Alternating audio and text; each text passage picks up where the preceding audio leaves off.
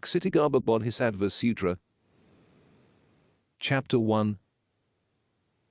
Omnipresent Divine Power of the Exalted Buddha at Ksitigarbha Heaven. Thus have I heard. At one time the world-honored one was in the palace of the Ksitigarbha Heaven and was preaching on his mother's behalf. At that time, innumerable Buddhas and Mahabodhisattvas from infinite world systems in the 10 directions assembled there to receive the sermon from the fully enlightened one, Sakyamuni Buddha, who manifest his transcendental wisdom and infinite powers in his sermons to enable sentient beings to leave the sufferings of the world, polluted by the 5 defilements, and attaining true happiness of enlightenment through the understanding the Buddha Dharma.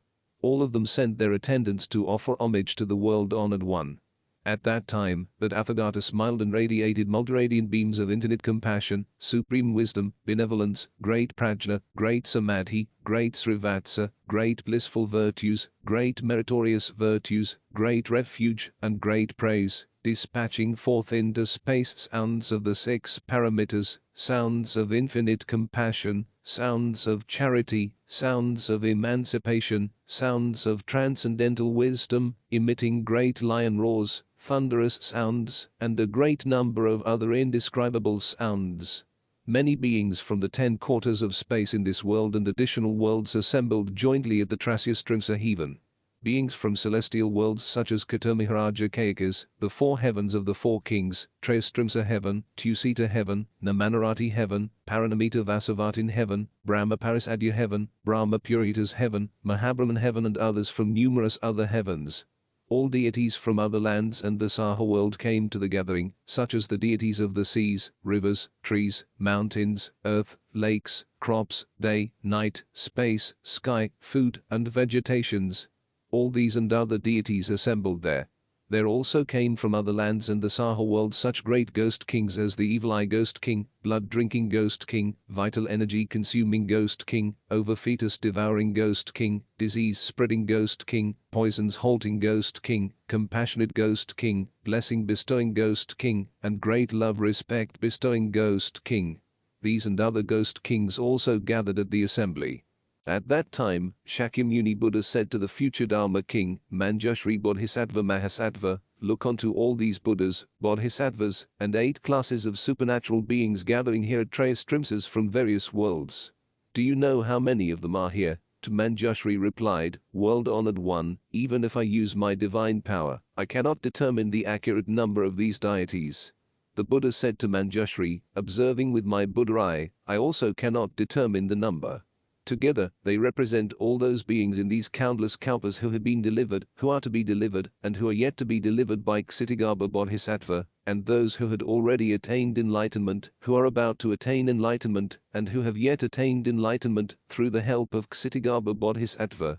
Manjushri said to the Buddha, World-honored one, in the past, I have long cultivated virtuous meritorious practices, and have achieved unobstructed wisdom. Upon hearing the Buddha's truthful words, I immediately believe and accept. However, the beings of the lesser vehicles, 8 classes of supernatural beings, as well as sentient beings of the future generations, will certainly have doubts. Although they heard the Tathagata's truthful statement and respectfully accepted it, there would unavoidably arise some slandering. I only hope that the world-honored one will elaborate on what Ksitigarbha Bodhisattva Mahasattva did in the causal grounds, and what vows did he take, so that he is able to accomplish such inconceivable deeds. The Buddha said to Manjushri, as an analogy, imagine if every grass blade, tree, bush, straw, hemp, bamboo, reed, mountain, stone, dust and every object of 3 trillion worlds are each a separate Ganges river. Then imagine that each grain of sand of these countless Ganges rivers represents a world. Additionally, every speck of dust from each and every one of these worlds represents a kalpa. Then convert every speck of dust that accumulates in these worlds in 1 kalpa time to kalpas. The time since Ksitigarbha Bodhisattva had achieved the 10th level of Bodhisattvahood, highest level Bodhisattva, is thousands of times longer than the sum of all of the kalpas in the previous analogy. This is not mentioning the length of time Ksitigarbha Bodhisattva spent in Sravakahood and Pratika Buddhahood. Manjushri, this Bodhisattva's majestic solemn vow is, indeed, inconceivable. In the future, there may be virtuous men or women who after hearing this Bodhisattva's name, say praises, pay homage, recite his name, make offerings, or even paint, carve or mold his images. They will have hundreds of consecutive rebirths into the 33 heavens and will never fall into the suffering realms of hell, hungry ghosts and animals. Manjushri, and inexpressible numbers of kalpas ago, Ksitigarbha Bodhisattva was an old sage. At that time, there was a Buddha bearing the title of Mighty Lion Myriad Deeds All Accomplished Tathagata. The sage encountered the Tathagata and saw this Buddha's majestic form. Seeing the Buddha's body was adorned with thousands of blessings, the sage asked this Buddha what virtuous deeds had this Buddha performed, and what vows had this Buddha taken to attain such dignified form. The Mighty Lion Myriad Deeds All Accomplished Tathagata told the sage, if you want to attain this form, you must rescue all suffering sentient beings for long and extended time. Manjushri, at that time, the sage vowed, from now to incalculable kalpas in the future, I will provide extensive expedient means of deliverance to all of the sinful and suffering beings in the 6 realms of samsara, leading all of them to liberation. Then, I, myself, will realize Buddhahood. He took such a great vow in front of that Buddha, and even now, after trillions of inexpressible numbers of kalpas, he still remains a Bodhisattva. Moreover, in the past, an inconceivable asankhya numbers of kalpas ago, there was a Buddha bearing the title of awakened by flower meditation self-mastery King Tathagata. That Buddha's lifespan was 400,000 trillion asankhya kalpas. During the semblance Dharma era of that time, there was a holy Brahman woman. She was profoundly blessed because of the enormous number of virtuous deeds she performed in her previous lives. Admired and respected by the people, she was also protected by the devas at all times and places. However, her mother had deviant beliefs and would often disrespect the 3 jewels. At the time, the Brahman woman tried many expedient means to persuade and lead her mother to adopt righteous views. Yet, the mother did not completely change her ways. Soon thereafter, the mother passed away, and her soul fell into a visi, uninterrupted, hell. The Brahman woman knew that her mother did not believe in the laws of causation and therefore committed many sins, and would inevitably be reborn into the realms of suffering, in accordance to her mother's karmic sins.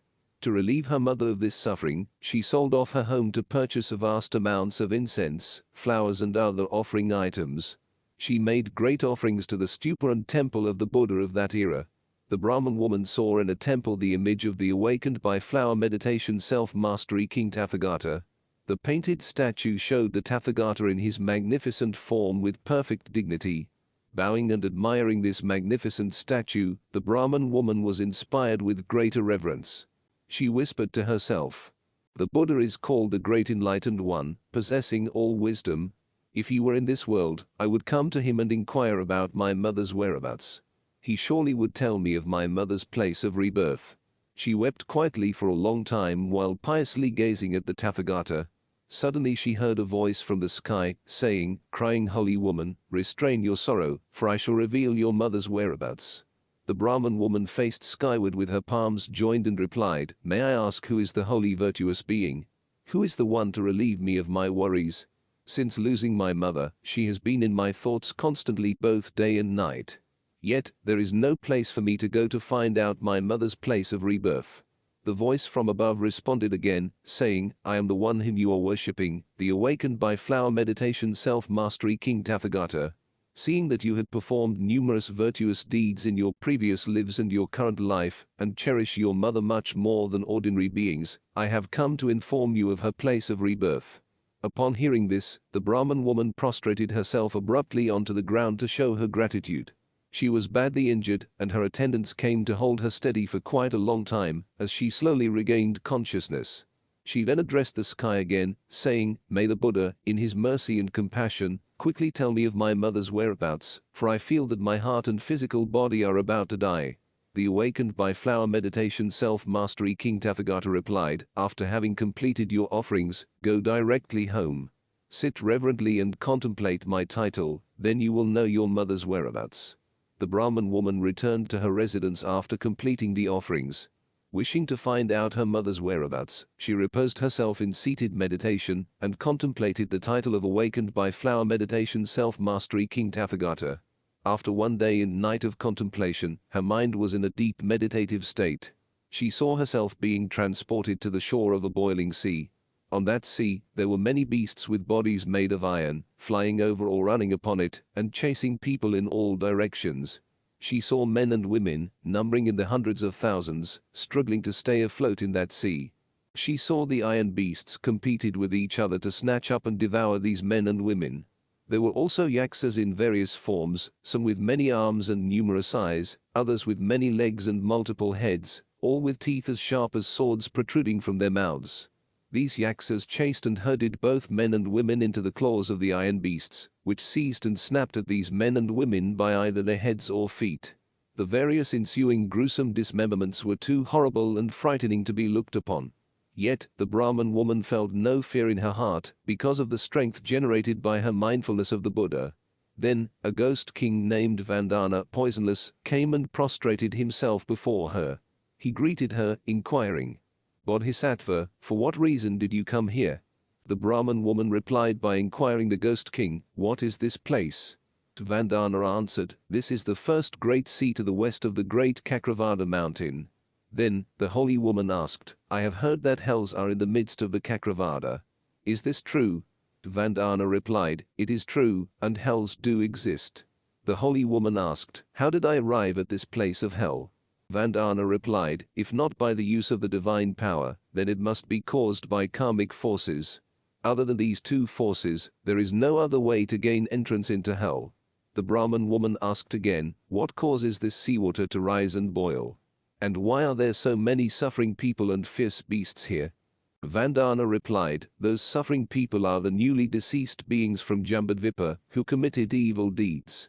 For the period of 49 days after their deaths, none of their relatives performed virtuous acts on their behalf to ease and deliver them from their suffering. Since they did not perform many virtuous deeds while alive, their negative karma is guiding them into the various hells. Consequently, they must first pass through this great sea. 100,000 yojanas to the east of this great sea, there is another great sea. The suffering in that great sea is twice of the suffering here. To the east of that second great sea there is yet another great sea, where the suffering is doubled yet again. This suffering is the result of the negative karma arisen from these people's negative speeches, actions and thoughts, and these seas are known collectively as the karmic seas. The holy woman also asked Ghost King Vandana, "Where are these hells?" Vandana replied, "All hells are within these three seas, and they number in the hundreds of thousands. Each one is different from the others. There are 18 great hells.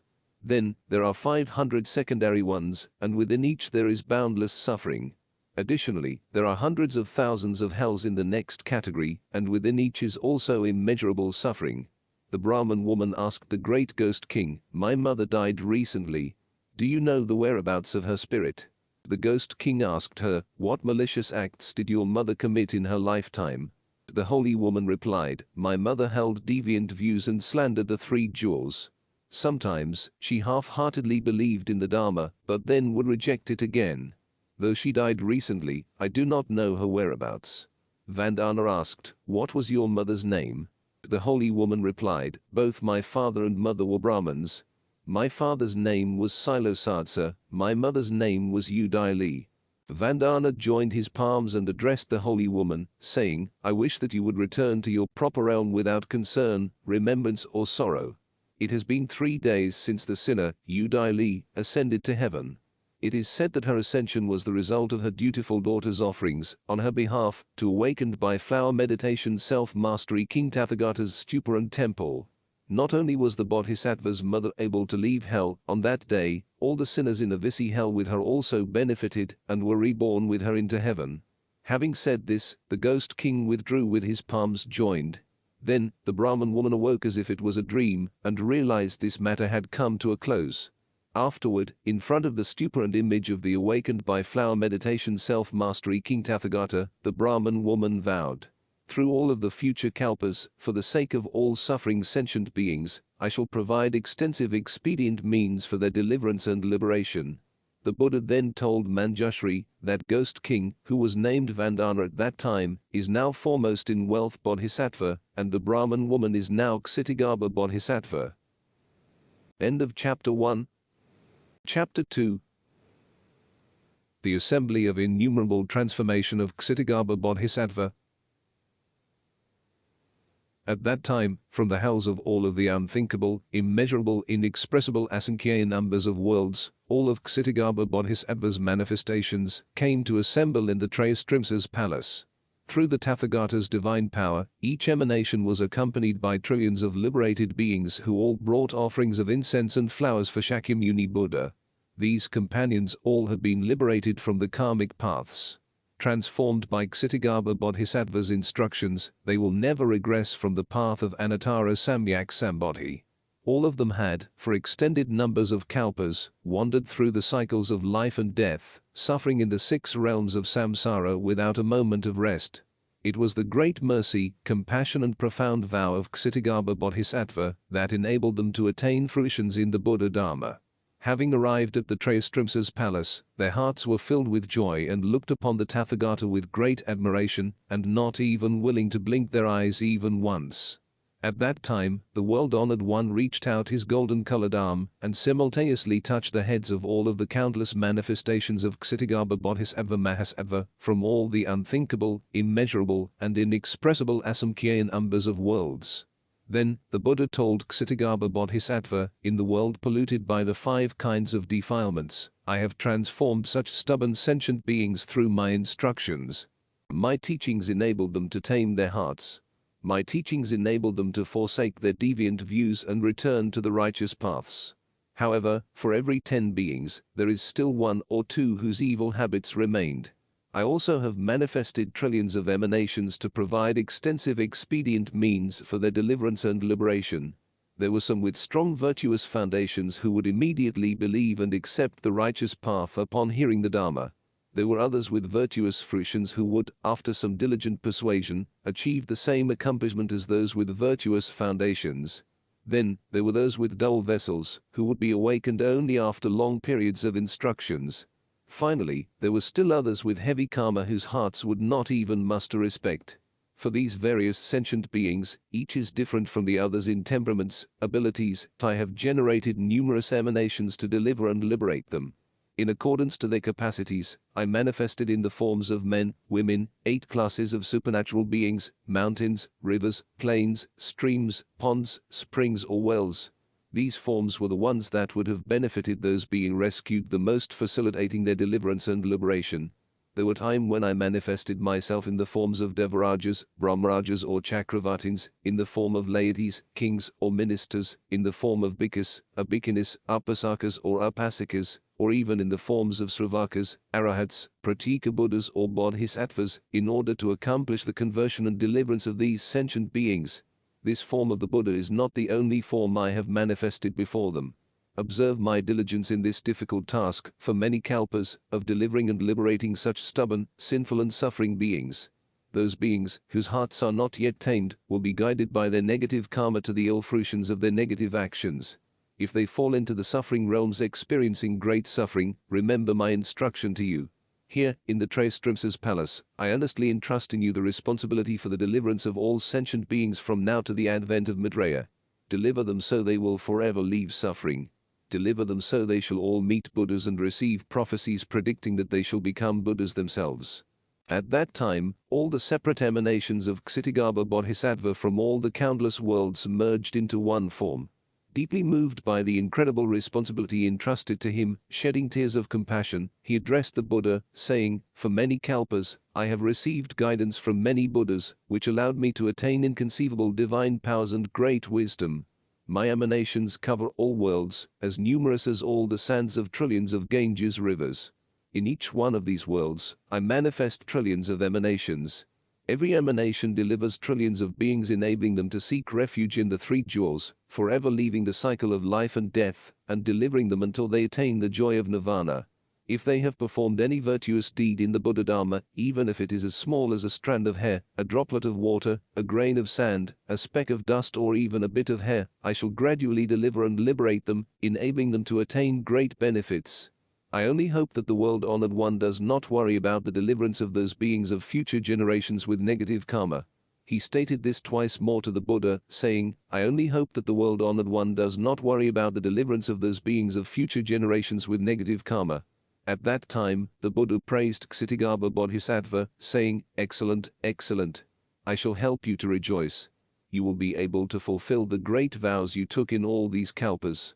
The universal deliverance will be soon completed and you shall finally achieve Buddhahood. End of Chapter 2. Chapter 3. Observations of retribution of human beings resulting from previous karmas. At that time, Lady Maya, Shakyamuni Buddha's mother, with her palms joined, respectfully asked Kṣitigarbha Bodhisattva, Holy One, will you elaborate on the fruitions of sentient beings' various malicious actions in Jambudvipa? Quote, Kṣitigarbha Bodhisattva replied, there are millions upon millions of worlds and lands. Within some there are hells, and within others there are not. Within some there are women, and within others there are not. Within some there is Buddha Dharma, and within others there is not. Likewise, this applies to the presence or absence of Sravakas and Pratika Buddhas in the various worlds. Thus, karmic retributions do not occur in hells alone. Lady Mayuri stated her question, I wish to hear about the hells that arise from the malicious actions of sentient beings in Jambudvipa. Kṣitigarbha Bodhisattva replied, Holy Mother, since that is your wish, I shall briefly address this subject. The Buddha's mother said, please do, Holy One. At that time, Ksitigarbha Bodhisattva said to the Holy Mother, in Jambudvipa, the karmic retributions for various malicious actions are as follows. If there are beings who disregard their filial duties toward their parents, and even harm or kill them, those who do so shall fall into a visi hell. Even after trillion of kalpas, there is still without a date for their release. If there are beings who sheds the blood of a Buddha, slander the three jewels or disrespect the sutras, those who do so also shall fall into a visi hell. Even after trillion of kalpas, there is still without a date for their release. If there are beings who infringe upon or steal Buddhist organizations' properties, slander monks or nuns, indulge in carnal lust or harm or kill within a sangrama, monastery, those who do so shall fall into a visi hell. Even after trillion of kalpas, there is still without a date for their release.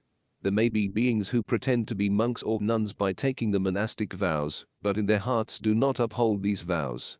Then using their positions, they abuse the monastery and its related properties, cheat the laity by taking their offerings to true monks or nuns, violate the precepts or commits various other sins. Those who do so shall fall into a visi hell. Even after trillions of kalpas, there is still without a date for their release. If there are beings who steal any property from Buddhist establishments, whether it is money or food or fabrics, or take any kind of article whatsoever without permission, those who do so shall fall into a visi hell. Even after trillions of kalpas, there is still without a date for their release. Ksitigarbha Bodhisattva said, Holy Mother, if there are beings who committed these aforementioned sins, they shall fall into the fivefold visi hell, where they cannot receive a moment of reprieve from their ceaseless sufferings. Lady Maya addressed Ksitigarbha Bodhisattva again, asking, for the sake of all that are present and those in the future, what is this hell known as a visi? Ksitigarbha Bodhisattva replied, Holy Mother, the various hells are situated inside the great Cakravada mountains. Of grand hells, there are 18. Also, there are 500 major hells, all with different names. Then, there are hundreds of thousands of hells of a lesser category, all with different names as well. Among all these hells, there is one known as a visi. As for a visi hell, it is in an iron fortress. This iron fortress's walls encircle more than 26,400 miles and are 3,300 miles high. Made entirely out of iron, there are fierce flames everywhere on top of these walls. Within this iron fortress, there are many hells which are all interconnected and all with different names. Only one of these hells is known as a visi. The walls of this Avisi hell encircle 5,940 miles and is 330 miles high. It is also completely made of iron, and fierce flames shoot out of these walls. The flames from the top of the walls shoot down, covering the walls entirely from top to bottom. Also, the flames from the bottom shoots up, covering the walls entirely from bottom to top. Then, there are iron snakes and iron dogs that breathe out fire and run along these walls. Within this hell, there is a torture rack. This rack is so large that it covers 3,300 miles. When the rack is used on only one sinner, this sinner will see his body being stretched out to cover the entire rack. When tens of millions of beings are punished together, each will only see his body being stretched out to cover the entire rack. Such is the karmic retributions for their malicious deeds. Furthermore, these sinful beings experience other sufferings. There are hundreds of thousands of yaksas and other wicked demons with sword-like teeth and eyes that seem like it shoot out lightning flashes. There are those yaksas who have hands like bronze claws dragging sinners on the floor of hells. Then, there are yaksas who thrust great spears into the sinners' bodies, mouths, noses, abdomens or backs. Then, using the spears impaled in the sinners' bodies, these yaksas hurl sinners up into the air or hurl sinners onto torture racks. Additionally, there are iron hawks that peck at these sinners' eyes. Then, there are iron serpents that strangle these sinners by constricting their necks. Other punishment includes hundreds of long nails being driven into sinners' various limbs and joints, their tongues are pulled out and plowed, their intestines are ripped out and chopped to pieces, molten bronze are poured into sinners' mouths, white-hot iron bars are coiled around their bodies. These sinners die from these punishments countless thousands of times, only to be brought back to life to suffer again. These are the karmic retributions for their evil acts. Even after millions of kalpas, there is still not a definite date for their release. When the hell realm disintegrates along with this world from decay, these sinners will be transported to the hells of another world. When that other world disintegrates as well, they will be transported to yet another world's hells. This transportation will continue until the world from which they originated reforms along with its hells. Then, they will be returned to the hells of their original world to serve out their sentences. Such is the karmic retributions in Avisi hell. Furthermore, this hell is known as Avisi because of 5 karmic retributions. What are these 5? Firstly, the suffering occurs both day and night, kalpa after kalpa without any moment of stoppage in the time of suffering that is uninterrupted. Hence, it is called Avisi. Secondly, one person fills it completely, and many people also fill it completely uninterrupted by forms. Hence, it is called Avisi. Thirdly, implements of punishment includes forks, clubs, hawks, snakes, jackals, and dogs. The bodies of the sinners are milled, grinded, sawed, drilled, filed, and chopped. They are thrown in boiling pots, wrapped in iron nets and ropes embedded with countless needles which pierce their bodies, and iron mules and horses which stomp sinners into bits. The sinners' bodies are skinned, and the skins are wrapped on their heads, molten iron is poured onto their bodies. When hungry, they are fed iron balls. When thirsty, they are fed molten iron. This continues for year after year and kalpa after kalpa until countless kalpas have passed. These punishments are linked and the sufferings are uninterrupted, hence it is called Avisi.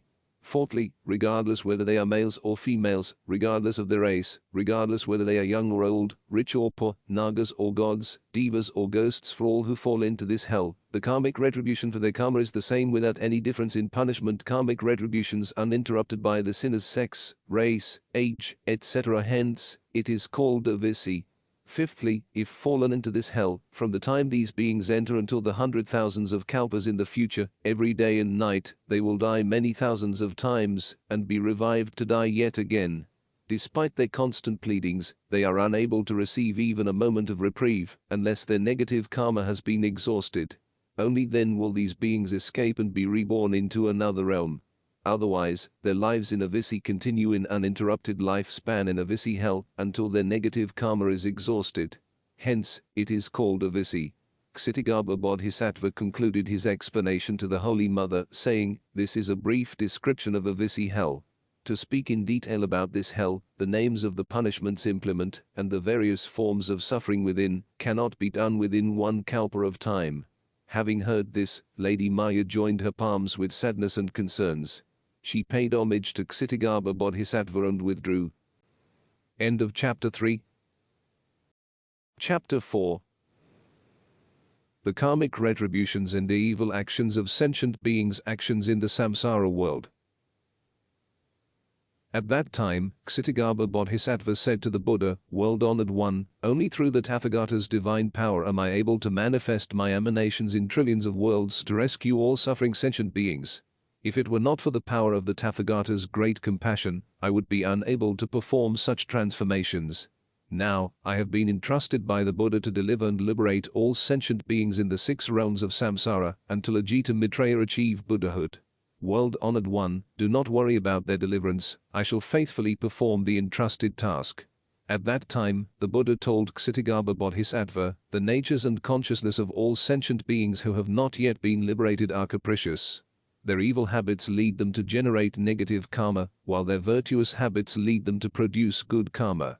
Whether they do good or ill is dependent on the circumstances which they face as they revolve in the 5 realms without a moment of rest. After countless kalpas as numerous as there are dust, they are still deluded by their karmic obstructions. They are like fishes entering into fishing nets after mistaking these nets for long water streams. After long struggles, they finally escape temporarily, only to be trapped in the nets again. This type of sentient being concerns me the most. Yet, since you faithfully abide by your past vows, the same solemn vow that you have taken over numerous kalpas to deliver all sentient beings, what is there for me to be concerned of?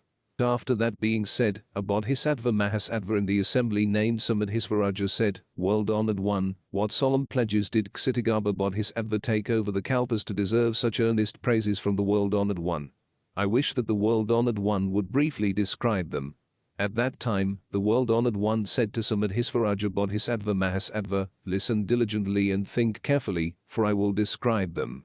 In the past, countless asankhya nayuta, inexpressible numbers of kalpas ago, there was a Buddha known as Sarvijñasiddhata Tathagata, who had the descriptive title of Arahat, Samyaksambhada, Vidyakaranas Ampana, Sugata, Lokavid, Anatara, Purusadam Yasrathi, Sastadivam Buddha and Bhagavan. This Buddha had a lifespan of 60,000 kalpas. Before taking his monastic vows, he was the king of a small country and friends with the king of a neighboring country. Both kings practiced the 10 virtues for sentient beings' benefits. In the neighboring country, the people often committed sinful acts. To lead these people onto the paths to enlightenment, these 2 kings devised to provide numerous expedient means to hasten these people's deliverance. One king took the pledge to achieve Buddhahood first in order to deliver all these people. The other king pledged to deliver all these people first. If he does not help them to find tranquility and realize Bodhi of great wisdom first, he pledged he does not resolve to become a Buddha. The Buddha said to Samadhisvaraja Bodhisattva Mahasattva, the king who pledged to become a Buddha first became Sarvijñasiddhata Tathagata. The king who pledged to deliver all the sinful suffering beings and did not resolve to become a Buddha is Kṣitigarbha Bodhisattva. Additionally, in the past, immeasurable asamkhya numbers of kalpas ago, another Buddha appeared in the world. His name was Pure Lotus Eyes Tathagata. This Buddha had a lifespan of 40 kalpas. During the semblance Dharma era of that time, there was an Arahat who delivered sentient beings by bestowing blessings and gradually leading them onto the path to enlightenment. One day, this Arahat met a woman named Prabhakaksa, Bright Eyes, who gave him food offerings. The Arahat asked her, "What is your wish for providing such an offering?" Prabhakaksa replied, "Since the day of my mother's passing, I have tried to earn merits on her behalf to rescue her. Yet, I do not know to which realm she has been reborn." The Arahat took pity on her and entered samadhi, deep meditative state, to determine her mother's whereabouts. In his meditation, he saw that Prabhakaksa's mother had fallen into hell experiencing severe suffering. The Arahat asked Prabhakaksa, "What did your mother do while she was alive?" "She is currently in hell and in extreme suffering." Prabhakaksa replied, "My mother had a habit of eating seafood. She particularly loved to eat fish fingerlings and turtle hatchlings whether boiled or fried. She devoured them to her heart's delight. Counting the numbers she had consumed over her lifetime, it must number into the millions. Honored one, please have pity. How do I rescue her?" The Arahat took pity and offered her an expedient mean. He advised Prabhakaksa, "You should paint the image of the Pure Lotus Eyes Tathagata, then, faithfully and diligently recite his name. This will bring benefits for both the living and the dead." Upon hearing this, Prabhakaksa immediately sold off her treasured possessions and used the money to have Pure Lotus Eyes Buddha's image painted. Then, she made offerings and paid great homage with most sincere respect to the painting. All the while, she was often in tears being concerned over the fate of her mother. One night not long afterward, that Buddha manifested his glowing golden body and appeared in her dream. He was as tall as Mount Sumeru and radiated great light. He told Prabhakaksa, "Not long from now, your mother will be reborn into your household. After experiencing the suffering of hunger and cold, the infant will be able to speak." Days later, a servant woman of Prabhakaksa's household gave birth to a son. 2 days after his birth, he was able to speak. Upon seeing Prabhakaksa, he was in tears. He bowed and said to Prabhakaksa with great sorrow, "The karmic fruitions of one's malicious deeds in life are endured by yourself alone. I was your mother. Since our separation, I had fallen into the hell realm and was there for a long time. Now, by the power of your merits, I have been granted this rebirth to be a servant. Yet, my life will be short, lasting only 13 years. Then, I will fall back into the realms of suffering. Do you have some methods of deliverance, so I might escape this fate?" Upon hearing these words, Prabhakaksa knew this infant was her mother. She was in such anguish that she was barely able to speak. Choking back her tears, she said to the servant child, "Since you were my mother, do you know what were your sins? What were the malicious deeds that caused you to fall into the realms of suffering?" The servant's infant replied, "My negative karma arose from the killing of those animals that I consumed and slandering. If it were not for your virtuous deeds and merits performed on my behalf, I would still be in hell and cannot even temporarily be liberated from the suffering." Prabhakaksa then asked, "O mother, how painful is the suffering in hell?" The infant said, "I cannot endure to retell the sufferings, for it pains my heart too much. Even for 100 or 1,000 years, I cannot fully express the amount of suffering." Upon hearing this, Prabhakaksa could bear it no more. She turned skyward and cried aloud, "I wish my mother is forever liberated from hell. After this 13 years of life, I wish my mother does not suffer any more punishment or fall into any of the 3 suffering realms. O Buddhas of the 10 directions, take pity on me. Listen to my solemn pledge taken on my mother's behalf. If my mother can forever leave the 3 realms of suffering, not to be reborn into an impoverished family, and will never even take the form of a woman again, I vow this before the statue of pure lotus-eyes Tathagata. From this day forward to all of the trillions of kalpas in the future, I vow I shall liberate all beings in the 3 realms of sufferings in all of the trillions of worlds. I vow to liberate them all, so that all of them leave the agonies of animal, hungry ghost and hell realm. I vow, not until all of them have become Buddhas themselves, will I finally realize the supreme wisdom." Having taken this solemn vow, Prabhakaksa heard pure lotus-eyes Tathagata says to her, "Prabhakaksa, you have great compassion.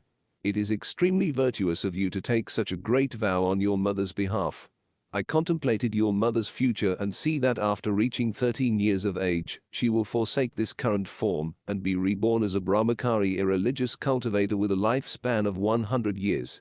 After the end of that life, your mother will then be reborn into the Asoka, no sorrow, heaven, having a lifespan of countless kalpas.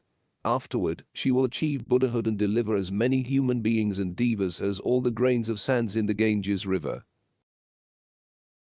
The Buddha said to Samadhisvaraja, "The Arahat who delivered Prabhakaksa onto the path of enlightenment is now Ksayamati, the inexhaustible mind, Bodhisattva. Prabhakaksa's mother is now Moksha Bodhisattva, and Prabhakaksa is Kṣitigarbha Bodhisattva. Through countless kalpas of time, Kṣitigarbha Bodhisattva has demonstrated such profound compassion. He has made the same oath of rendering deliverance to all sentient beings as many times as there are grains of sand in the Ganges river. In the future, there may be men or women who do not perform any virtuous deeds, who only commit malicious deeds, even do not believe in the laws of cause and effect, who lie and indulge in perverted lusts, who always use foul language and speak ill of people behind their backs, or who defame Mahayana practitioners. These people who commit these various offenses will certainly fall into hell. If they encounter a virtuous person who persuades them to seek refuge in the Ksitigarbha Bodhisattva in the time to snap one's fingers, then these sinful beings will be liberated from the karmic retributions of their deeds and avoid the realms of suffering. If they would sincerely seek refuge, pay homage, praise Ksitigarbha Bodhisattva, make offerings of incense, fabrics, various jewels, food and other items, then in the future they will be reborn into the heavens for trillions of kalpas and enjoy great happiness. Even if they exhausted their blessings in heaven and have to be reborn into the human realm for hundreds of thousands of kalpas, they will often be reborn as kings and be able to remember the karmic cause and effect of their previous lives. Samadhisvaraja, Kṣitigarbha Bodhisattva possesses such unimaginable divine power to render extensive benefits to all sentient beings. You and the other bodhisattvas must memorize this sutra and help to spread it far and wide. Samadhisvaraja addressed the Buddha, saying, "World-honored one, please do not worry. Through your divine power, we, the trillions of Bodhisattva Mahasattvas, will certainly be able to extensively expound this sutra in Jambudvipa for the benefit of all sentient beings." After concluding his response, Samadhisvaraja respectfully withdrew with his palms joined. At that time, The four directional Devarajas rose from their seats with their palms joined and respectfully asked the Buddha, world-honored one, since Ksitigarbha Bodhisattva took this great vow countless times over countless kalpas, why has he not completed the deliverance of all sentient beings? Why is he taking this immense vow again? We hope that the world-honored one will explain it to us. The Buddha said to the Devarajas of the four directions, excellent, excellent.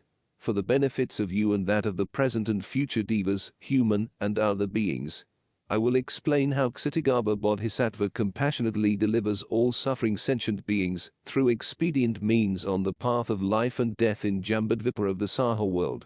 The Devarajas of the four directions said, yes, indeed, world-honored one, we will be delighted to listen. The Buddha said to the Devarajas of the four directions, from the countless kalpas in the past to now, Kṣitigarbha Bodhisattva has been delivering sentient beings. Yet, he still has not completed his vow. He sees that in the future countless kalpas, the undelivered sentient beings' karma continue to creep and entangle, trapping them deeper and deeper into samsara. It is because of his great compassion for them that he takes this solemn vow again. It is also because of his great compassion that Kṣitigarbha Bodhisattva instructs and transforms sentient beings through countless expedient means in Jambudvipa of the Saha world. Four directional Devarajas, if Kṣitigarbha Bodhisattva encounters those who murder and kill, he will teach them the karmic retribution of shortened lifespan and untimely death. To those who steal, he will explain to them the karmic retribution of poverty and destitution. For those who indulge in lust, he will teach them the karmic retribution of rebirth as pigeons, peacocks and other birds. If he meets those with foul mouths, he will explain to them the karmic retribution of bickering relatives and disruptive quarrels within their families. To those who slander, he will teach them the karmic retribution of being born mute or suffering from tongue sores. For those who has hatred or are vengeful, he will explain to them the karmic retribution of having an ugly hunchback or suffering from other deformities. If he encounters those who are miserly, he will teach them the karmic retribution of things going against their wishes. To those who are gluttonous, he will explain to them the karmic retribution of hunger, thirst and throat disease. For those who indulge in hunting, he will teach them the karmic retribution of dying in fear or in a crazed state. If he encounters those who do not respect their parents, he will teach them the karmic retribution of death by calamity. To those who set fire to forests, he will explain to them the karmic retribution of dying after becoming lost in a state of fright. For those step-parents who are malicious to their stepchildren, he will teach them that they would suffer the karmic retribution of similar abuse in the future. If he encounters those who trap fledglings, he will explain to them the karmic retribution of separation from their own families. To those who slander the three jewels, he will teach them the karmic retribution of becoming blind, deaf, and mute. For those who are disrespectful to the Dharma and the teachings, he will teach them of the karmic retribution of falling into the three suffering realms. If he meets those who damage temple properties, he will explain to them the karmic retribution of suffering in hell for millions of kalpas. To those who frame and slander the Sangha, he will teach them the karmic retribution of being reborn forever into the animal realm. For those who harm lives by actions such as boiling, burning, cutting, or chopping, he will explain to them the karmic retribution of suffering the same fate in the future. If he encounters those who break their monastic vows and precepts, he will teach them of the karmic retribution of suffering starvation after being reborn into the animal realm. To those who destroy things or spend money needlessly, he will teach them the karmic retribution of their wishes not being fulfilled. For those who are arrogant, he would explain to them the karmic retribution of being relegated to low status and being disrespected. If he encounters those who verbally instigate conflicts or endlessly gossip, he will teach them the karmic retribution of being reborn without tongues or being unable to speak intelligibly.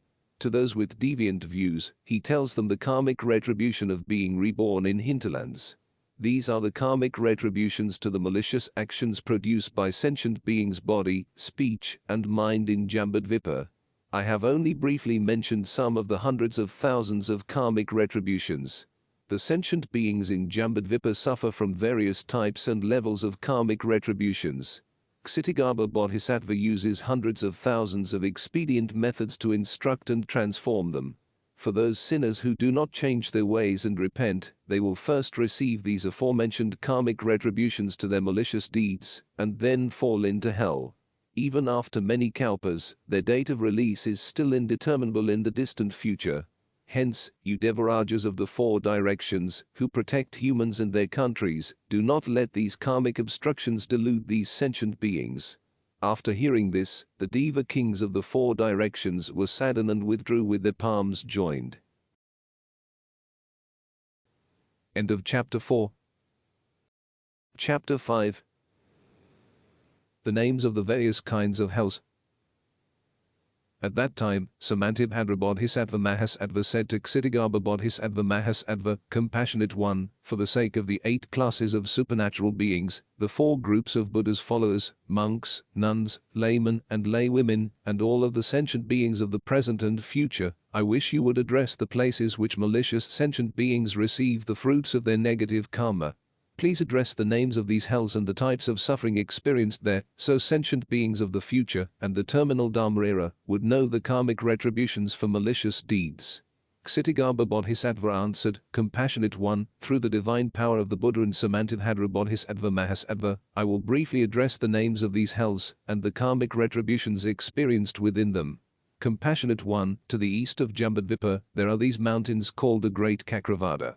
These mountains are so high and so deep that even the light from the sun and moon cannot pierce its depth. The hells are located deep inside these mountains. Of the great hells, there is the one named Avisi and the one called Mahavisi. Then, there are these hells named Four Corners, flying daggers, fire arrows, crushed between mountains, piercing spears, iron carts, iron racks, iron oxen, iron clothings, thousand swords, iron donkeys, molten bronze, embracing pillars, flying lava rocks, plowing tongues, chopping heads, scorching feet, pecking eyes, iron pellets, angry quarrels, iron reapers, and many hatred. Ksitigarbha Bodhisattva said, Compassionate One, within the Cakravarta mountains, there are all these and other hells. The numbers of these hells are unlimited. There are also wailing hell, pulling tongues hell, excrement hell, bronze locks hell, fire elephants hell, fire dogs hell, fire horses hell, fire oxen hell, fire mountains hell, fire rocks hell, fire beds hell, fire pillars hell, fire hawks hell, teeth sawing hell, skinning hell, blood drinking hell, scorching hands hell, scorching feet hell, inverted thorns hell, burning houses hell, iron houses hell, and fire wolves hell. Within each one of these hells, there are also minor hells. These minor hells number anywhere from the single digits to hundreds or thousands. Even each of these minor hells have their own unique names.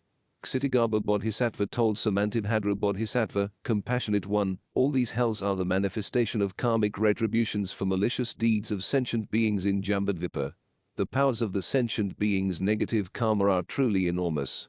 It rivals the size of Mount Sumeru. It can encompass the great ocean.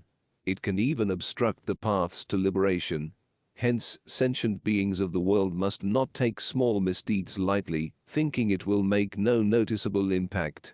All these misdeeds will manifest themselves after sentient beings' deaths. Sentient beings must bear the negative karma from even the tiniest of their misdeeds. Even the closest family members, be it father and son, will go their separate ways. Even if by chance they meet, no one is willing to assume the burden of another's negative karma. Through the Buddha's divine power, I will briefly address these hells and the suffering from karmic retributions within. I only wish the Compassionate One would listen to what I have to say. Samantibhadra Bodhisattva responded, I have long known the agonies resulting from the karmic retributions in the 3 realms of suffering. I wish that you would describe it for the sentient beings of the present and future, so that in the future and the terminal Dharma era, all of them may be awakened upon hearing these truthful words. May they seek refuge in the Buddhas and the path to enlightenment. Ksitigarbha Bodhisattva then said, Compassionate One, the suffering in hells are as follows. There is a hell in which the sinners' tongues are pulled out and ploughed. Then, there is another hell which the Yakshas rip out sinners' hearts and eat them. There is a hell in which sinners are cooked in boiling waters. Then, there is another hell which sinners are forced to embrace burning hot bronze pillars. There is a hell in which sinners' bodies are burned in fires. Then, there is another hell which is always freezing. In another, the sinners are submerged in unlimited amounts of feces and urine. In another, flying white hot morning stars strike the sinners. In another, fire spears pierce the sinners' bodies. In another, the sinners' chests and backs are pounded. In another, sinners' hands and feet are burned. In another, iron snakes suffocate sinners by coiling around their necks. In another, iron dogs tear the sinners into pieces. In another, iron mules trample the sinners. Ksitigarbha Bodhisattva concluded by saying, "Compassionate one, these types of suffering number into the hundreds of thousands. Within each hell, the implements of karmic retributions are made of bronze, iron, rock and fire, for these four materials are manifestations of the sinner's karmic sins. If I were to describe in detail the karmic retributions in all the hells, I must address all the myriad of sufferings in each hell. In addition, there are many more hells not even mentioned yet. By the divine power of the Buddha and responding to Mahasattva's question, I have briefly described them. If to describe it in detail, in all the time of the future, it cannot be completed." End of Chapter 5. Chapter 6. Tathagata's praises of Ksitigarbha Bodhisattva. At that time, the world-honored one's entire body radiated tremendous amounts of light, illuminating countless Buddhist worlds numbering in all the sands in trillions of Ganges rivers. Then, he proclaimed in a clear voice audible to all Buddha's worlds, saying, "All Bodhisattva Mahasattvas, 8 classes of supernatural beings, men and ghosts, hear my praises of Ksitigarbha Bodhisattva Mahasattva. In the worlds of the 10 directions, he has manifested unimaginable power of majesty and compassion. He has protected and delivered countless multitudes of sentient beings in all forms of suffering. After I enter into nirvana, all of you, Bodhisattva Mahasattvas, 8 classes of supernatural beings, and others must render extensive assistances to protect this sutra, thereby allowing all sentient beings to achieve nirvana themselves." At that time, a Bodhisattva in the assembly named Samantavipula, with his palm joined, respectfully asked the Buddha, "Today, I witnessed the world-honored one's sincere praise of Ksitigarbha Bodhisattva for having such inconceivable great divine powers and virtues. For the benefits of sentient beings in the future terminal Dharma era, I wish the world-honored one would explain how Ksitigarbha Bodhisattva benefits humans, devas and the associated causes and fruitions." So, all of the 8 classes of supernatural beings and future sentient beings will honor the Buddha's teachings. At that time, the world-honored one told Samantavipula Bodhisattva and the 4 groups of Buddha's followers, said, "Listen closely, I shall briefly explain how humans and devas can attain great merits and blessings through the beneficial practices provided by Kṣitigarbha Bodhisattva." Samantavipula responded, "World-honored one, we would be delighted to listen." The Buddha told Samantavipula Bodhisattva, "In the worlds of the future, there may be virtuous men or women, who upon hearing the name of Kṣitigarbha Bodhisattva Mahasattva, will join their palms to pay respect, say praises, bow respect, or admire his deeds, compassion, or other qualities. Those who do so shall be relieved of sins which would cause them to suffer for 30 kalpas. Samantavipula, there may be virtuous men or women who paint images of Kṣitigarbha Bodhisattva or use clay, marble, gold, silver, bronze, or iron to make his statues, and then gaze respectfully upon it and pay homage to it. These people shall be reborn into the 33 heavens for hundreds of times consecutively and shall never fall into the realms of suffering. Even after exhausting the blessings for rebirth in the heavens, they will be reborn as kings in the human realm and still be able to enjoy great blessings. If there are women who are unhappy with the female form, they should wholeheartedly make offerings to Kṣitigarbha Bodhisattva paintings or statues daily. Also, they should often make offerings of incense, flowers, food, fabrics, prayer banners, money, and jewels. Then, after the end of these virtuous women's present lives, for billions of kalpas, they will not even be reborn into worlds that have women, much less be reborn as women themselves. The only exception is if out of their compassion to deliver sentient beings, they choose to take female form again. Otherwise, by the virtue of their sincere offerings to Kṣitigarbha Bodhisattva and its associated meritorious power, for billions of kalpas, they will never be reborn in female form. Moreover, Samantavipula, if there are women who are unhappy with their ugly appearances or are afflicted with many illnesses, should wholeheartedly gaze upon and pay homage to Kṣitigarbha Bodhisattva, even if they only pay sincere respect for about the time it takes to eat a meal, they will always be reborn with dignified appearance, without any deformities, for millions of kalpas. If these ugly women do not dislike the female form, then for millions of kalpas, they will be reborn as princess, queens, or daughters of honored families. They will also be born with dignified appearance without any physical deformity. These blessings are the result of paying sincere homage to Ksitigarbha Bodhisattva. Additionally, Samantavipula, there may be virtuous men or women who pay respect to Ksitigarbha Bodhisattva by performing sacred ritual dances, playing sacred ritual music, singing praises and making offerings of flowers and incense. If they can persuade others to do likewise as well, be it one or many, then they will be protected daily by hundreds of devas and virtuous ghosts in their present and future lives. The protection will prevent unfortunate occurrences from reaching their earshot, much less suffer any misfortune themselves. Moreover, Samantavipula, if after seeing virtuous men or women paying respect, homage or making offerings to Ksitigarbha Bodhisattva, may there be evil men, demons, or ghosts who slander or ridicule those acts as having no merits or benefits, openly displayed their insolence by laughing at them or speaking ill of them behind those virtuous people's backs, or persuaded others, be it one or many, to slander and ridicule those virtuous people as well, or even only having just one thought of slander or ridicule, the karmic retribution for these acts of slander or ridicule, these evil beings, shall fall into a visi hell. They shall remain there to suffer for their severe offenses, even after the Bhadrakalpa has ended, and all the 1000 Buddhas of Bhadrakalpa have entered into nirvana. When these evil beings finally leave hell, they shall suffer in the hungry ghost realm for thousands of kalpas. When they finally leave the hungry ghost realm, they shall suffer in the animal realm for thousands of kalpas. When they can finally be reborn as humans, they will be reborn into poverty with physical deformities. Much malicious karma will obscure their hearts, causing them to fall back into the 3 suffering realms not long after their escape. Samantavipula, the mere act of slandering or ridiculing others' offerings and homages to Ksitigarbha Bodhisattva generates such severe karmic retribution, hence, sentient beings must not do anything that is even worse, such as having malicious thoughts of harming Ksitigarbha Bodhisattva. Samantavipula, in the future, there may be men or women who have been ill and bedridden for a long time. Their pleas to recover or die are not answered. These patients may have nightmares about demons and deceased relatives. They may have nightmares about traveling on dangerous paths. They may have been pressed by unseen forces against their beds, or have their vital energy stolen by demons at night. They may have nightmares of being dragged away by ghosts into suffering realms. They may often cry out in their sleep and cannot find happiness.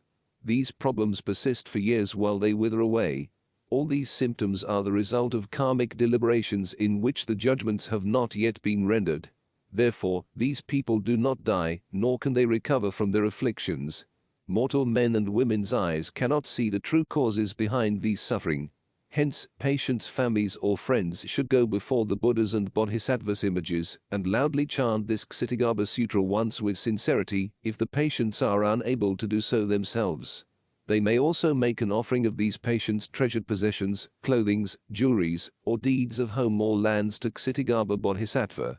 They should make the offering before these patients and loudly declare the names of families, friends or patient when making an offering of these items to Ksitigarbha Bodhisattva on the behalf of these patients, with the names of patients. These items will be offered to Ksitigarbha Bodhisattva and will be used to finance the painting of Bodhisattva's images, printing copies of this sutra, used to help build temples, to light shrines, or be donated to monasteries. Say this declaration 3 times so the patients can hear it. If these patients have slipped into unconsciousness or even passed away, then for 1 to 7 days immediately afterward, chant this sutra loudly and earnestly. When these patients' present lives end, they will be liberated from sins committed in their past lives, even including those 5 sins which will cause them to fall into a visi hell.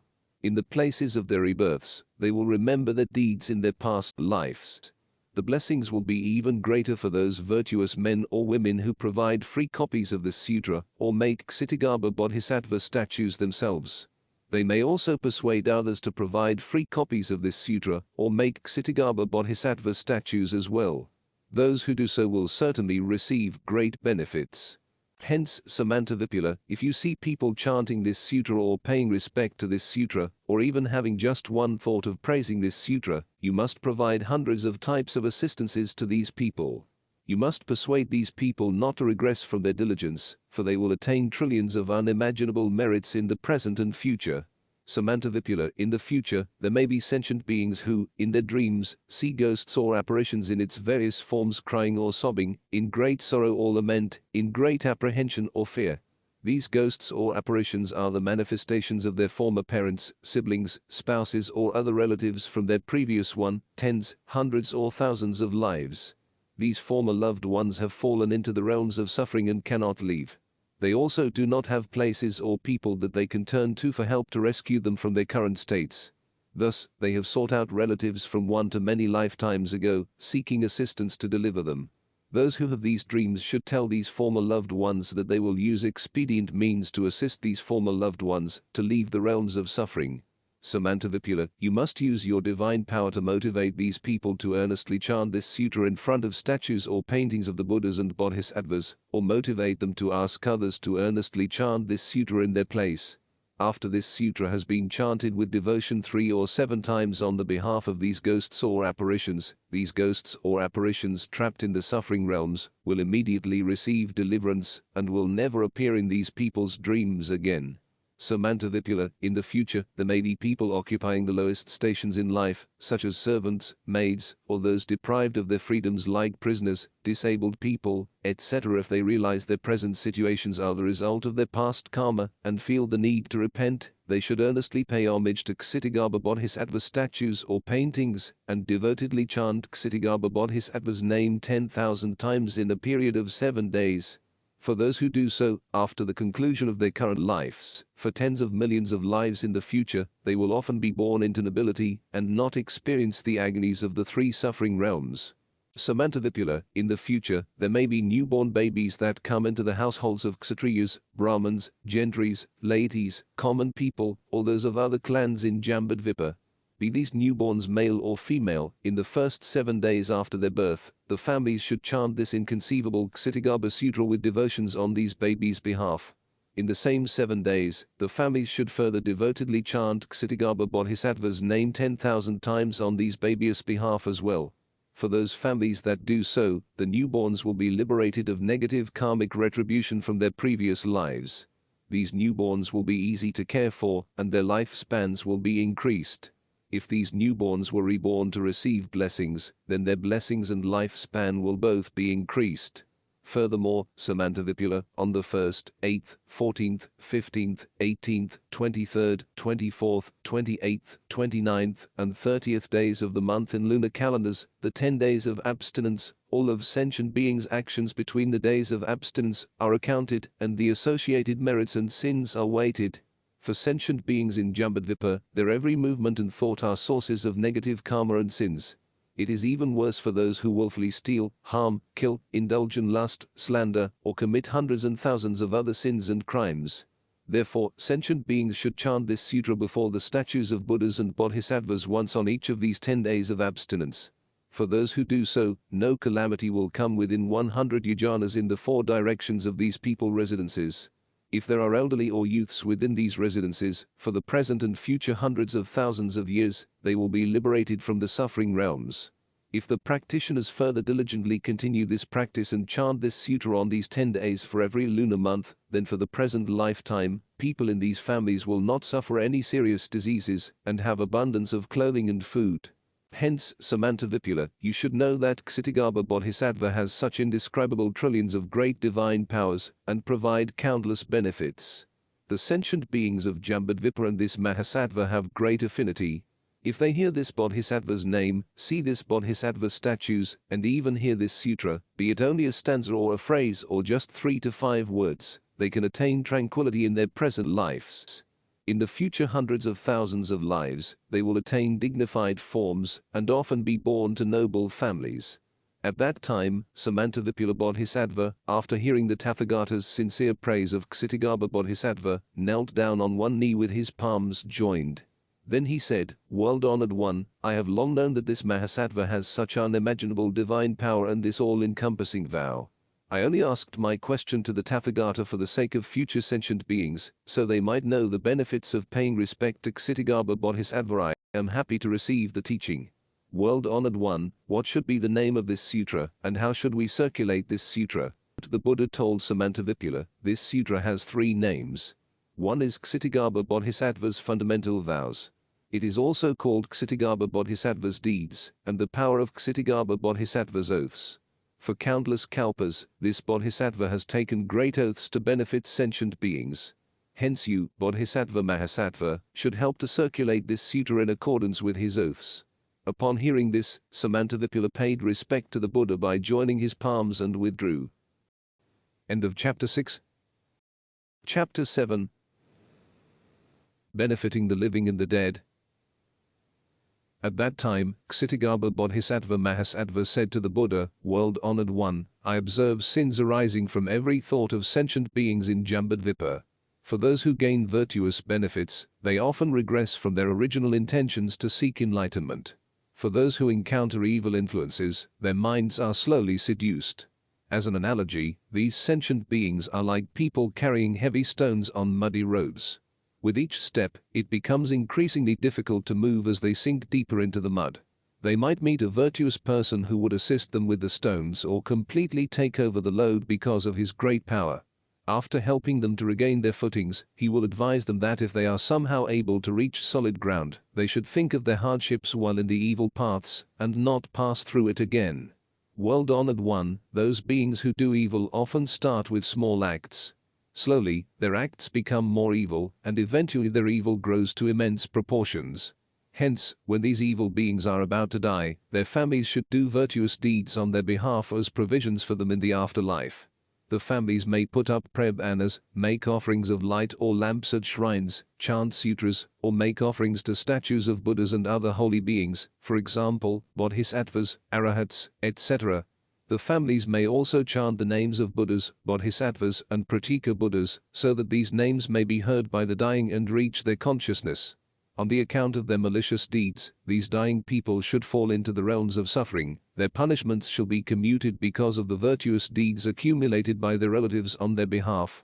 If the families further perform numerous charitable deeds on the sinner's behalf within 49 days of their death, then the families shall enable the sinners to forever leave the suffering realms and be reborn into human or heavenly realms to receive greater happiness. The surviving relatives shall also gain immeasurable benefits. Today, in front of the Buddha, 8 classes of supernatural beings, humans, ghosts, and others gathered here, I recommend sentient beings of Jambudvipa to refrain from killing or committing malicious act on the day when their relatives die. Nor should they make offerings to spirits or seek help from demons. Why? These acts cannot benefit the dead in any way. Instead, it will only increase the deceased people's negative karma. Even if the dead are to be reborn in human or heavenly realms, their trials in front of the hell judges will be extended, delaying their rebirth because of these negative acts committed by their families on their behalf. It will be even worse for those deceased who have few virtuous roots and did very few good deeds while alive. They would fall into the 3 suffering realms in accordance to their own sins. Why would their families want to increase their negative karma by killing or making offerings to ghosts or demons? This is analogous to people who had carried stones weighing hundreds of pounds on a long journey and were unable to eat for 3 days. Suddenly, some passerbys add small objects onto the load, which only burdens them even more. World-honored one, I observe that if the sentient beings in Jambudvipa perform any virtuous deed in accordance to the Buddha Dharma, even if it is as small as a strand of hair, droplet of water, pebble of sand, or speck of dust, they shall fully attain the resulting benefits. After that was said, an elder in the assembly by the name of Mahapradbana rose with his palms joined. This elder had long achieved no further rebirth. He has been delivering beings in the worlds of 10 directions and chose to manifest himself in the form of an elder. He asked Ksitigarbha Bodhisattva Mahasattva, saying, when sentient beings die in Jambudvipa, if their families perform virtuous deeds or even make offerings of vegetarian meals to the Sangha to generate virtuous acts for the dead, will these dead attain great benefits and be liberated from the suffering realms?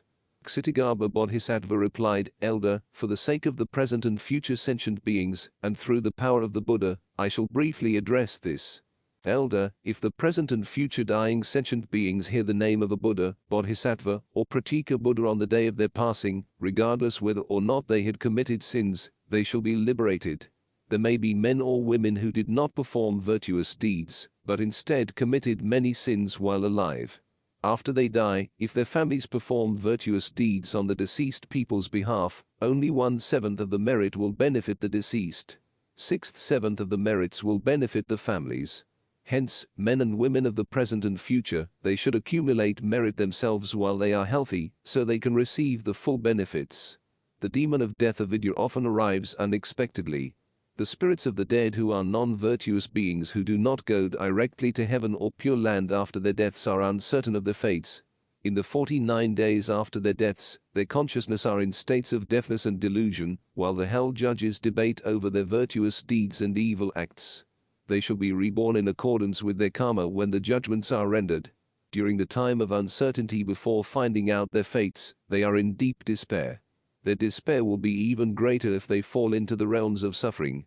Therefore, within these 49 days after death and before they are reborn, in every thought, they are hoping that their families would generate blessing power by performing virtuous acts on their behalf to rescue them. After the 49 days have passed, they receive their sentences in accordance to their karma. If they are judged to be sinners for hundreds or thousands of years, there is no deliverance from the three realms of suffering. If they had committed the 5 sins which cause one to fall into a visi hell, then for thousands and tens of thousands kalpas, they will be forever suffering. Moreover, elder, for these sinners after their deaths, their families may make vegetarian meal offerings to the Buddha and the Sangha. The families should ensure during the preparation that no food is wasted or thrown away, not even small vegetable leaves or the water used to rinse the rice. Also, no one should eat the food before it has been offered to the Buddha and the Sangha. If someone sneaks even a tiny taste of the offerings, then there is a lack of diligence, and the dead will not receive any benefit. For those who are diligent and offered clean food to Buddha and the Sangha, the dead shall receive 1/7 of the merit. Hence, elder, after the passing of their parents or other loved ones, if sentient beings of Jambudvipa devotedly and diligently make offerings of vegetarian meals, those who do so shall benefit themselves and the dead. With that being said, in Kṣitigarbha's palace, all of the countless deities and ghosts of Jambudvipa resolved to realize boundless Bodhisattva. The Mahapradbhana elder paid his respect and withdrew. End of Chapter 7. Chapter 8. The praises of King Yama and others. At that time, the Lord of Hell, King Yama, and countless ghost kings from within Cakravarta mountains arrived at Kṣitigarbha, where the Buddha was giving the sermon.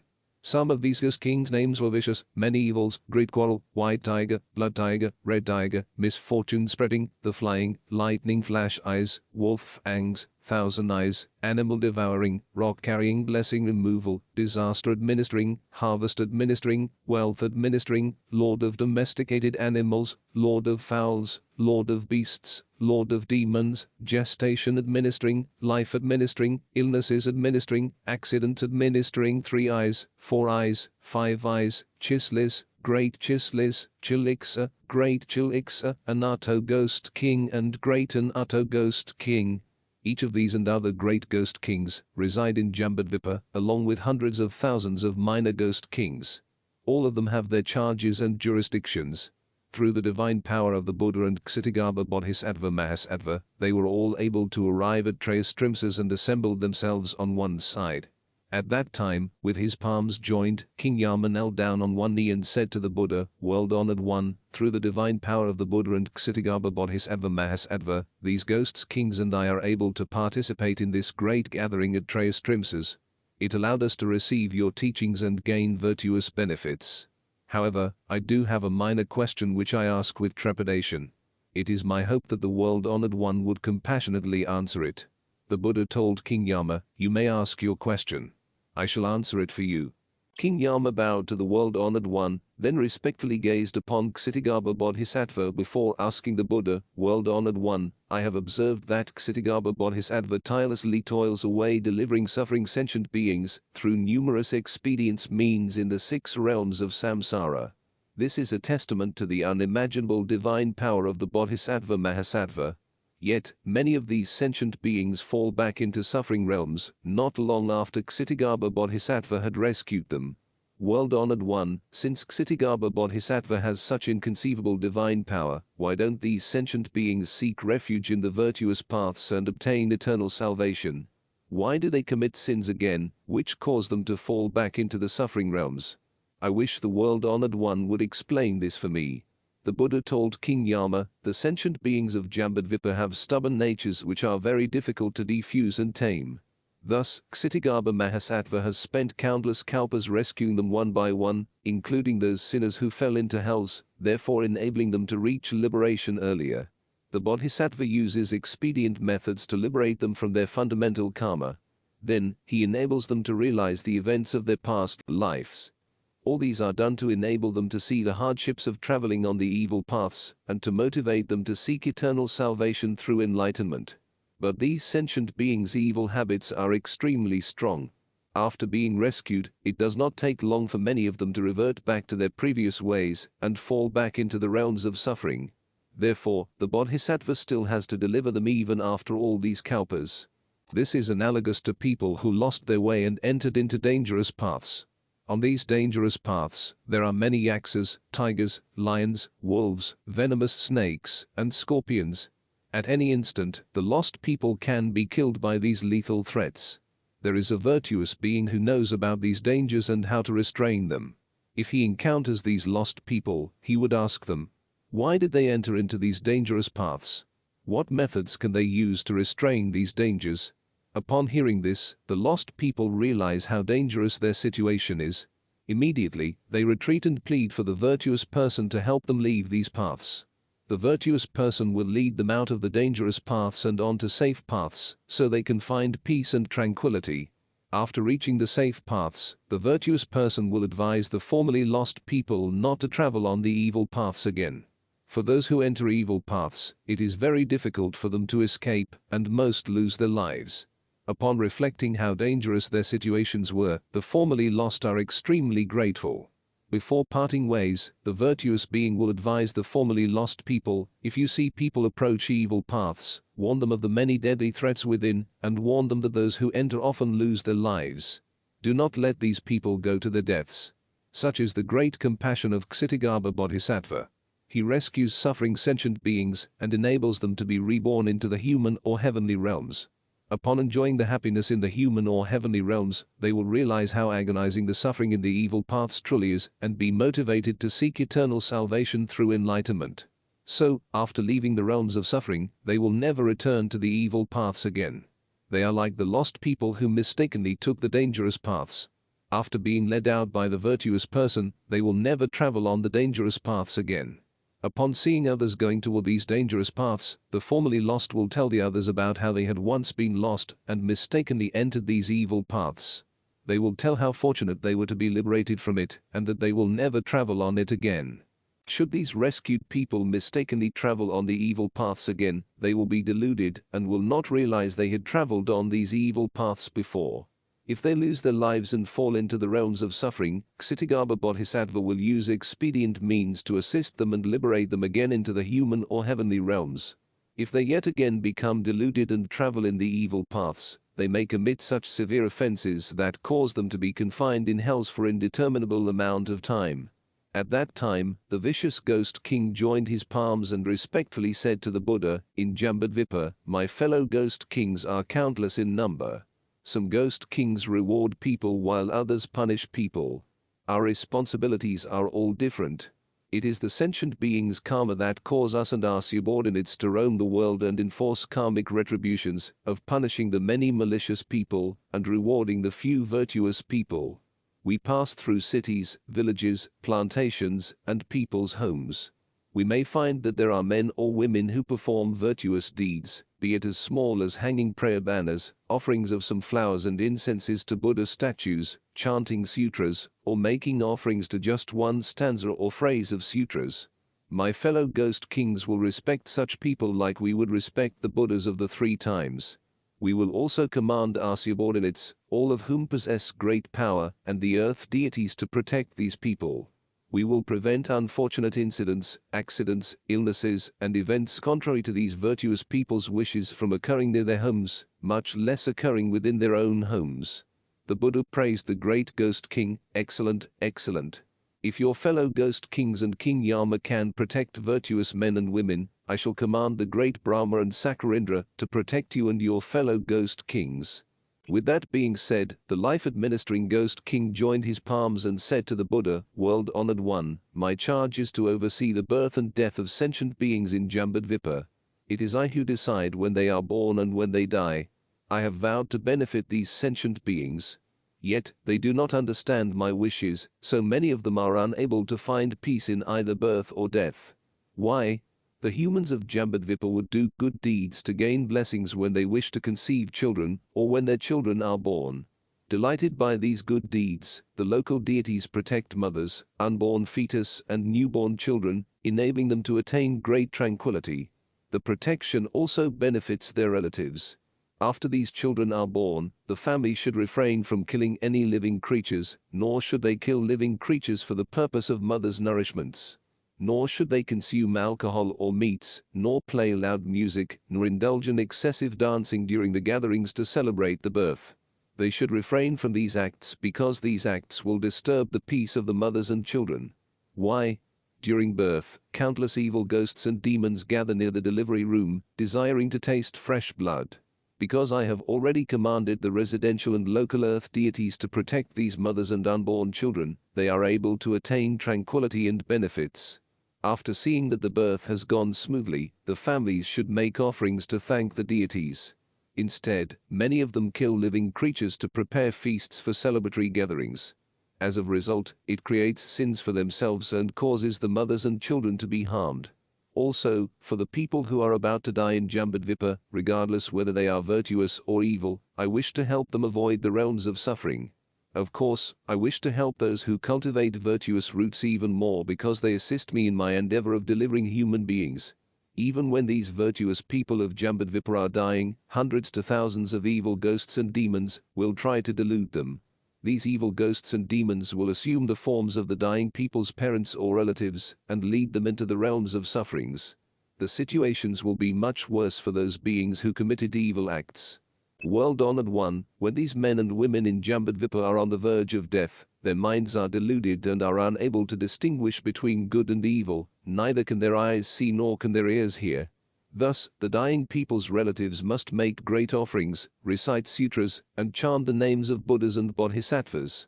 These virtuous deeds will enable the dying people to avoid the realms of suffering and disperse the evil ghosts and demons. World-honored one, at the time of their death, if sentient beings are able to hear the name of just one Buddha, Bodhisattva, or hear a stanza or phrase of Mahayana Sutra, I observe that these beings will be liberated from minor sins that would have caused them to fall into the realms of suffering, with the exception of the 5 sins causing one to fall into Avisi hell. The Buddha praised life-administering Ghost King, saying, "Your great compassion enabled you to make such a great vow of protecting beings at the time of their birth and death. Do not retreat from your oath to protect them at the moment of their birth, and assist them to liberate themselves at the moment of their deaths. Enable all of them to liberate themselves and attain peace and tranquility forever." The Ghost King replied to the Buddha, "Do not have concern. I shall uphold my vow as long as I exist to protect the sentient beings of Jambudvipa, so at the time of their birth and death, they can attain peace and tranquility. I only wish these sentient beings believe and follow my advice at the time of birth and death. All those who do so will gain liberation and receive great benefits." At that time, the Buddha told Ksitigarbha Bodhisattva, "This life-administering Ghost King has been a great Ghost King for thousands of lives, protecting sentient beings at the time of their birth and death. This powerful ghost form is not his true form. It is because of this Mahasattva's great compassion that he appears in the form of a powerful ghost. 170 kalpas from now, he shall become a Buddha with the title, Niribhasa Tathagata. The kalpa will be called peace and tranquility. His world will be named pure abode. His Buddha lifespan will be countless of kalpas. Ksitigarbha, these are the unimaginable deeds of this great Ghost King. The devas and humans delivered by him will also be innumerable." End of Chapter 8. Chapter 9. Chanting the Buddha's names. At that time, Ksitigarbha Bodhisattva said to the Buddha, "World-honored one, for the sake of future sentient beings, I shall now expound on methods which will enable them to gain great benefits in their life. I only hope the world-honored one will be willing to listen." The Buddha told Ksitigarbha Bodhisattva, "To rescue all of the suffering sentient beings in the 6 realms of samsara, you compassionately want to expound these unimaginable methods. Now is the right time, for I shall be entering into nirvana soon. You should quickly proceed so you can fulfill your vow early, then I would not worry about the deliverance of present and future sentient beings. Ksitigarbha said to the Buddha, world-honored one, countless asamkhya numbers of kalpas ago, there was a Buddha in the world, with the title of an antakaya boundless body Tathagata.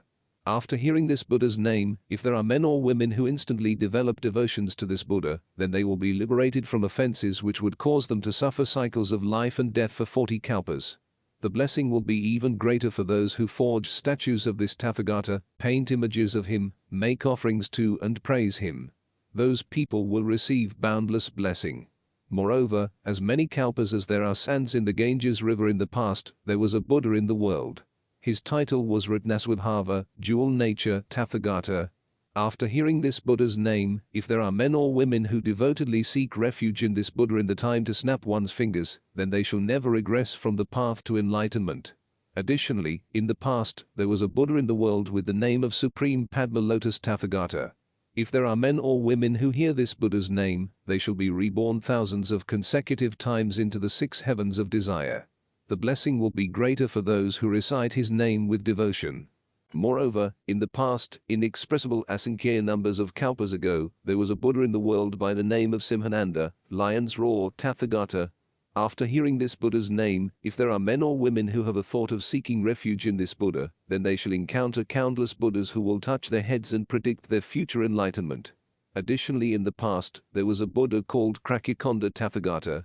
After hearing this Buddha's name, if there are men or women who devotedly pay homage and say praises to this Buddha, then these people will become the great Brahma in the Bhadrakalpa assembly of 1000 Buddhas and receive predictions for becoming Buddhas themselves. Moreover, in the past, there was a Buddha named Vipassana Buddha. If there are men or women who hear this Buddha's name, they shall never fall into the realms of suffering. They also shall often be reborn in the human or heavenly realms to receive superior subtle blessings. Additionally, in the past, as many kalpas ago as all of the sands in innumerable Ganges rivers, there was a Buddha in the world named Ratnasambhava Tathagata. If there are men or women who hear this Buddha's name, they shall ultimately not fall into the realms of suffering. They shall often be born into heaven and receive blessings. Moreover, in the past, there was a Buddha with the title Ratnalaksana Tathagata. After hearing this Buddha's name, if there are men or women who develop devotion to this Buddha in their hearts, then they shall soon attain the fruition of arahathood. Additionally, in the past, immeasurable asankhya numbers of kalpas ago, there was a Buddha in the world with the title Kṣitigarbha Tathagata. If there are men or women who hear this Buddha's name, they will be liberated from offenses which cause them to enter cycles of life and death for 100 kalpas. Moreover, in the past, there was a Buddha with the title of Mahibhijna Sumeru Tathagata. If there are men or women who hear this Buddha's title, then they shall encounter as many Buddhas as there are sands in the Ganges river. These Buddhas will give them extensive Dharma teaching. Thus, it is certain they will realize Bodhi. Additionally, in the past, there is Satakandra Buddha, Sumeru Buddha, Jnanajina Buddha, Vimalanamaraja Buddha, Jnanasadi Buddha, Anatara Buddha, Sagosa Buddha, Purnakandra Buddha, and Moon Face Buddha. There are these inexpressible numbers of Buddhas. For all of the present and future sentient beings, regardless if they are devas or humans, regardless if they are men or women, if they devotedly chant just one Buddha's name, they can generate immeasurable amount of merit. The benefits will be even greater if they chant many names. Those sentient beings who do so shall attain great benefits during the time of their birth and death. They shall ultimately not fall into the suffering realms. If just one relative of dying people chants the Buddha's name on the dying people's behalf, the dying people shall be liberated from their sins, with the exception of the 5 sins that cause one to fall into Avisi hell. Although the 5 Avisi sins are extremely severe and the sinners cannot be released even after millions of kalpas, the karmic retribution will be slowly diminished as the result of someone chanting the Buddha's name on the sinner's behalf when the sinners were about to die. It will be even more beneficial if the sentient beings chant the Buddha's name for themselves. They shall receive immeasurable amounts of blessings and be liberated from immeasurable numbers of sins. End of Chapter 9. Chapter 10. Comparison of merits derived from giving alms. At that time, through the Buddha's divine power, Ksitigarbha Bodhisattva Mahasattva rose from his seat, knelt down on one knee with his palms joined, and addressed the Buddha, saying, "World-honored one, I observe that the alms given by sentient beings in the karmic paths generate different amounts of benefits. Some acts result in blessings for 1 lifetime to 10 lifetimes. Then, there are acts that generate great blessings for hundreds to thousands of lifetimes. I wish the world-honored one would explain to me the reason for this difference."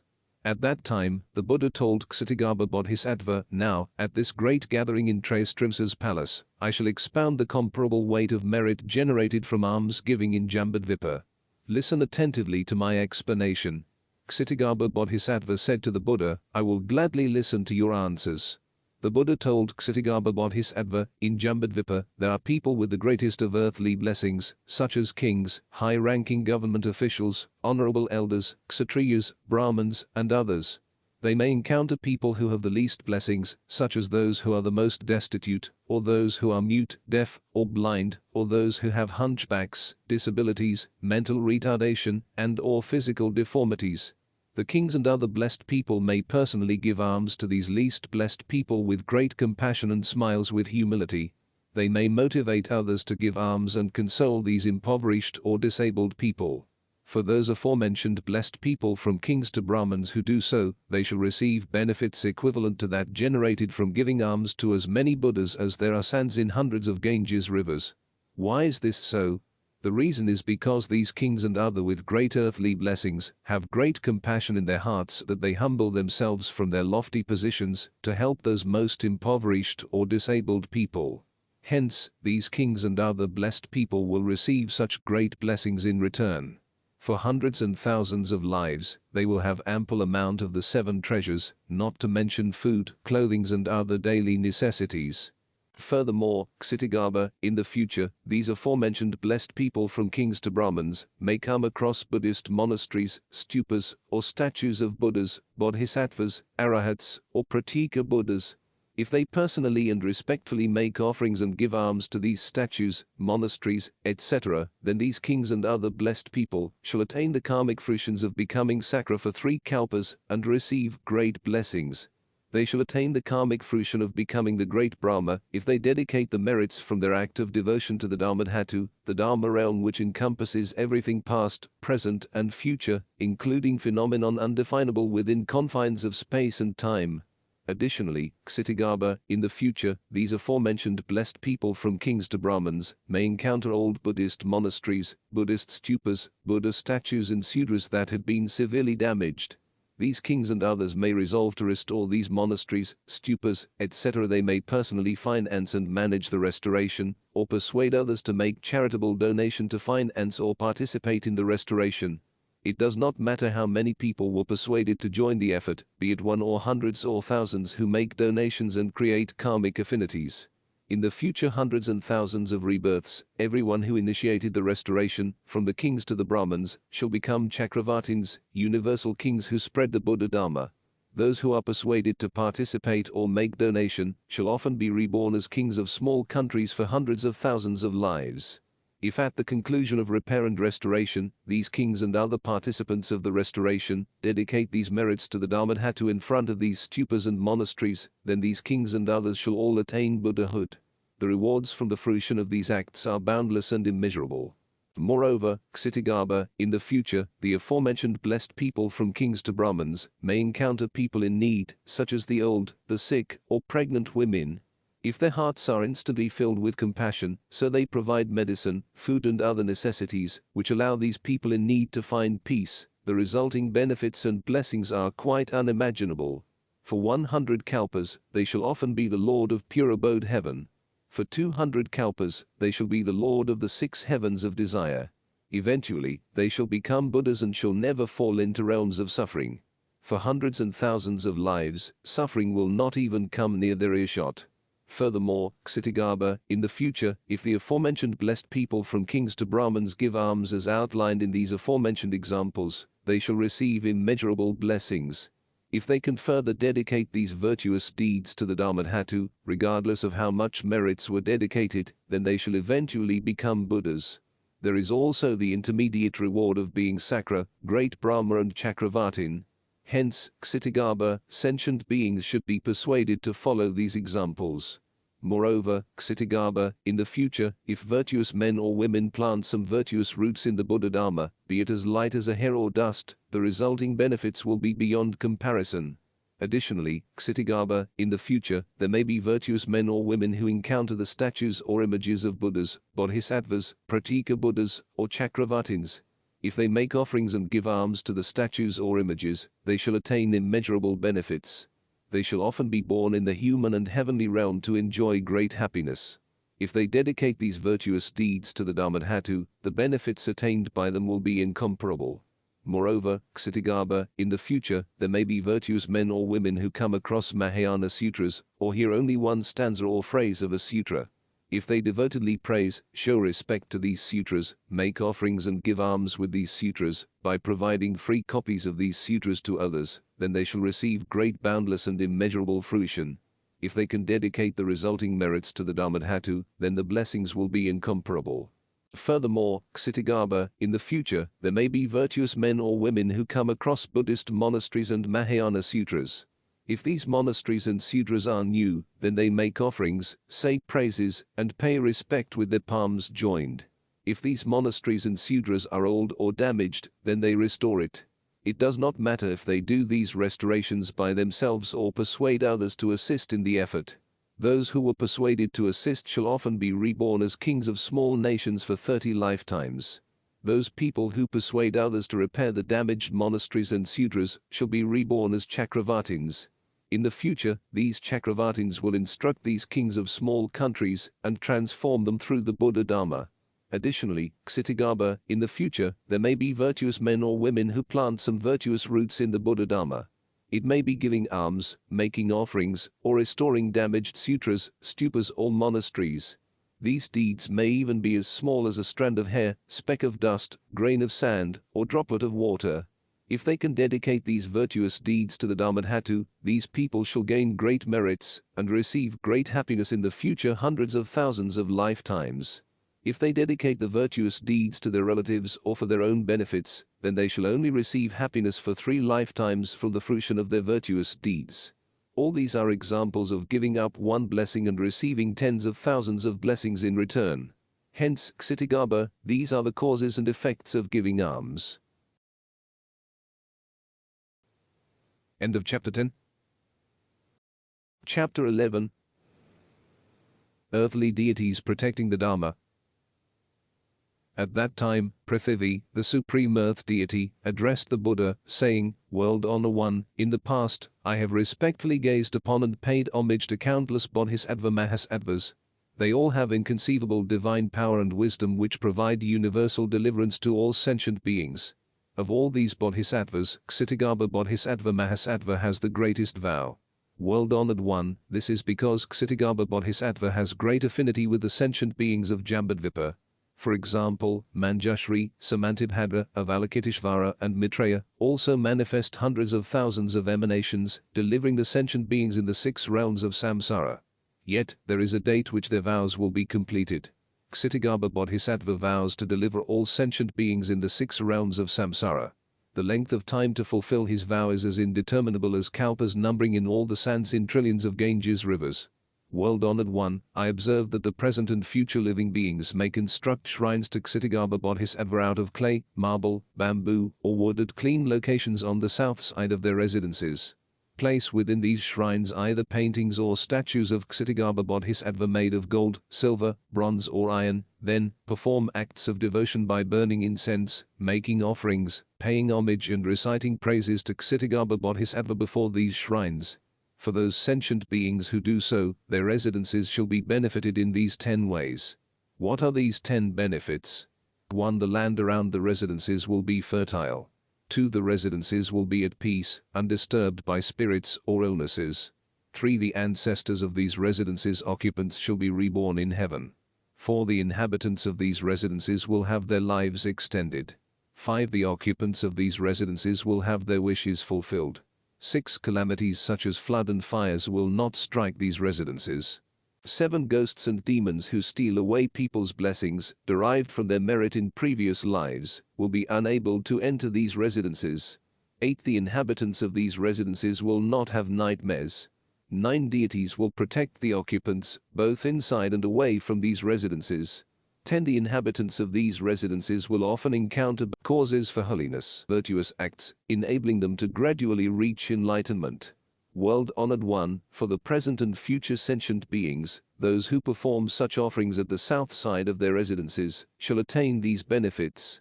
Then, Prithivi again addressed the Buddha, world-honored one, in the future, there may be virtuous men or women who have both the images and sutras of Kṣitigarbha Bodhisattva in their residences. If they further perform acts of devotion by chanting this sutra and making offerings to Kṣitigarbha Bodhisattva, I shall use my divine power to protect them both day and night. They shall not be harmed by calamities like flood or fire, burglars or thieves, or minor or severe accidents. All harmful events shall be avoided. The Buddha said to Prithivi, few deities can match your great divine power. All the lands of Jambudvipur are under your protection. All of the grasses, trees, sand, rocks, crops, hemp, bamboo, reeds, crops, rice, and gems that comes from the earth, they all come to being by your divine power. You also often praise the benefits provided by Kṣitigarbha Bodhisattva to sentient beings. Therefore, your divine powers and merit are hundreds of thousands of times greater than that of average earth deities. In the future, there may be virtuous men or women who make offerings to Kṣitigarbha Bodhisattva, chant this sutra, or perform any practice described in this Kṣitigarbha Bodhisattva Fundamental Vow Sutra. You must use your divine power to protect and assist these people. Do not let any disaster or unfortunate event to come within their earshot, much less experiencing it themselves. You will not be alone in protecting them. The subordinates of Devarajas, Sakra, and Great Brahma shall protect them as well. Why are these people protected by so many holy virtuous beings? This benefit is the result of paying homage to Kṣitigarbha Bodhisattva statues and chanting the Kṣitigarbha Bodhisattva Fundamental Vow Sutra. These people shall naturally leave samsara in the future and realize the joy of nirvana. For their devotions to Kṣitigarbha Bodhisattva, they shall receive great protection. End of Chapter 11. Chapter 12. Benefits of viewing Kṣitigarbha's statue by sight and hearing Kṣitigarbha's name. At that time, the world-honored one radiated trillions of rays of light, all as pure and exquisite as the Buddha's white curl mark light from the Ishnisha crown protrusion symbolizing supreme wisdom. Among these were the light of the white ray, great white ray, auspicious ray, great auspicious ray, jade ray, great jade ray, purple ray, great purple ray, indigo ray, great indigo ray, blue ray, great blue ray, red ray, great red ray, green ray, great green ray, golden ray, great golden ray, celebratory cloud, 5 colors, ray, great celebratory cloud ray, 1,000 chakras ray, great 1,000 chakras ray, jewel chakra ray, great jewel chakra ray, solar disk ray, great solar disk ray, lunar disk ray, great lunar disk ray, palace ray, great palace ray, sea cloud, all-encompassing ray, and great sea cloud ray. After radiating all these light rays, the Buddha proclaimed in wondrous voice to all those assembled, the 8 classes of supernatural beings, men and ghosts, saying, Today, in Kṣitigarbha's palace, hear my praise of Kṣitigarbha Bodhisattva for benefiting sentient beings in the human and heavenly realms through expedient means, for all of his inconceivableness divine power and wisdom, for guiding sentient beings to become enlightened, for guiding sentient beings to attain the 10th level of bodhisattvahood, for those who follow the Mahasattva's teaching, shall never regress from the supreme wisdom Anataras Amyaks Bodhi. At the conclusion of those words, a Bodhisattva Mahasattva in the assembly name of Avalokiteshvara rose from his seat, knelt down on one knee with his palms joined, and addressed the Buddha saying, World-honored one, Kṣitigarbha Bodhisattva Mahasattva has great compassion and pity for the sinful, suffering sentient beings. In the trillions of worlds, he has manifested trillions of emanations to deliver them. The divine power demonstrated and merit gained by the Mahasattva from delivering all these beings are inconceivable. I have long heard the world-honored one and the countless Buddhas of the 10 directions together all praising Kṣitigarbha Bodhisattva, saying, even all of the Buddhas of the 3 times cannot express all of his merits. Just now the world-honored one has announced again to all present that you desire to praise and proclaim the benefits provided by Kṣitigarbha Bodhisattva. For the sake of all of the present and future sentient beings, I wish the world-honored one would praise and proclaim Kṣitigarbha's inconceivableness, leading the 8 classes of supernatural beings to pay homage and receive blessings. The Buddha said to Avalokiteshvara Bodhisattva, "You have great affinity with the sentient beings in the Saha world. If the 8 classes of supernatural beings, men, women, ghosts, including the suffering beings in the 6 realms, hear your name, see your images, admire you and praise you, they will not regress from the path to enlightenment and shall often be born in the human or heavenly realms to receive blessings. When they are nearing the fruition of achieving enlightenment, they shall encounter Buddhas and receive predictions for becoming future Buddhas themselves. You have great compassion and pity for sentient beings and the 8 classes of supernatural beings. Listen closely to my pronouncement of the great benefits which can be gained from worshipping Kṣitigarbha Bodhisattva." Avalokiteshvara replied, "I am glad to receive your teaching, world-honored one." The Buddha told Avalokiteshvara Bodhisattva, "When devas exhibit the 5 signs of decay, they have nearly exhausted their heavenly blessings. They are either on the verge of falling into the human realm or into the realms of suffering. In the various worlds of present and future, when devas exhibit signs of decay, be they male or female, if they encounter Kṣitigarbha Bodhisattva's images or hear Kṣitigarbha Bodhisattva's name, then these devas can rescue themselves. By respectfully gazing upon and paying homage to Kṣitigarbha Bodhisattva's images just once, their heavenly blessings shall be increased, enabling them to enjoy great happiness. They will also never fall into the realms of suffering. The blessings will be even greater for those who make offerings of incense, flowers, clothing, food, jewels, or decorative necklaces. The resulting merit and blessings are immeasurable and boundless. Furthermore, Avalokiteshvara, in the various worlds of the present and future, if dying sentient beings in the 6 realms hear Kṣitigarbha Bodhisattva's name before their deaths, they will not enter into the realms of suffering. The benefits will be even greater if their parents and relatives use the value of their possessions, such as homes, money, jewelries, and clothing to commission the forging or painting of Kṣitigarbha Bodhisattva images. If possible, let the dying people hear and see that their parents and relatives, vowing to offer their belongings to finance the forging or painting of Kṣitigarbha Bodhisattva images on their behalf. If these dying people's karmic retributions are such that they were only to be extremely ill, then by the merits of the offerings made on their behalf, they would be cured quickly and have their lifespans extended. If these people's karmic retributions are such that they are to die, then by the merits of the offerings made on their behalf, they shall be reborn into heaven and enjoy blessings. All of the sins and negative karma which would cause them to fall into realms of suffering shall be extinguished. Furthermore, Avalokiteshvara, in the present and future, there may be men or women who lost their parents or siblings when they were in their infancy, or when they were under the age of 3, 5, or 10. As they grow older, they miss their deceased loved ones dearly and wonder in which realms their loved ones have been reborn. These people may paint or forge Kṣitigarbha Bodhisattva's images. Upon seeing Kṣitigarbha Bodhisattva's images or hearing his name, perform one respectful gaze and homage. For 1 to 7 days, whenever they hear his name or see his images, they should gaze on respectfully, pay homage and make offerings without regressing from original intent. If their deceased loved ones had fallen into suffering realms and sentenced to remain there for several kalpas because of negative karma, then these deceased shall be liberated because of the merit from the surviving relatives' actions of painting or forging Kṣitigarbha Bodhisattva's images, respectful gazes and homages. The merits will also enable them to be reborn into the human or heavenly realms to enjoy happiness. If the deceased loved ones had sufficient merits and were already reborn in human or heavenly realms to receive great happiness, then the merits from the surviving relatives' actions will increase their merits of virtuous acts and enable them to receive boundless happiness. If these people can further devotedly pay homage to Kṣitigarbha Bodhisattva's images and devotedly chant Kṣitigarbha Bodhisattva's name 10,000 times within 21 days, then Kṣitigarbha Bodhisattva will manifest his immeasurable body to tell them whether deceased loved ones have been reborn, or manifest his great divine power in their dreams, and personally lead them to see their loved ones in the various worlds. If they can further devotedly chant the Bodhisattva's name 1,000 times per day for 1,000 days, then Kṣitigarbha Bodhisattva shall send the local earth deities to protect them for the rest of their lives. For their present lives, they shall have abundance of clothing and food. They will not suffer from serious illnesses, nor will accidents occur near their homes. Hence, they certainly will not have accident themselves. Kṣitigarbha Bodhisattva will eventually touch these people's heads and predict their enlightenment.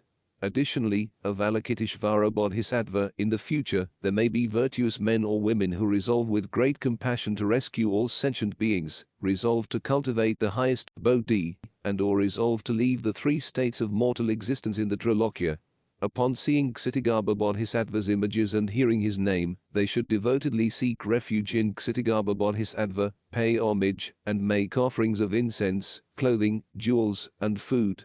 Then, they shall quickly fulfill their resolution and never be obstructed from achieving their goals. Furthermore, Avalokiteshvara, in the future there may be virtuous men or women who have trillions of wishes and seek trillions of assistances. They should immediately seek refuge in Ksitigarbha Bodhisattva. They should also pay homage, make offerings to and say praises before Ksitigarbha Bodhisattva statues.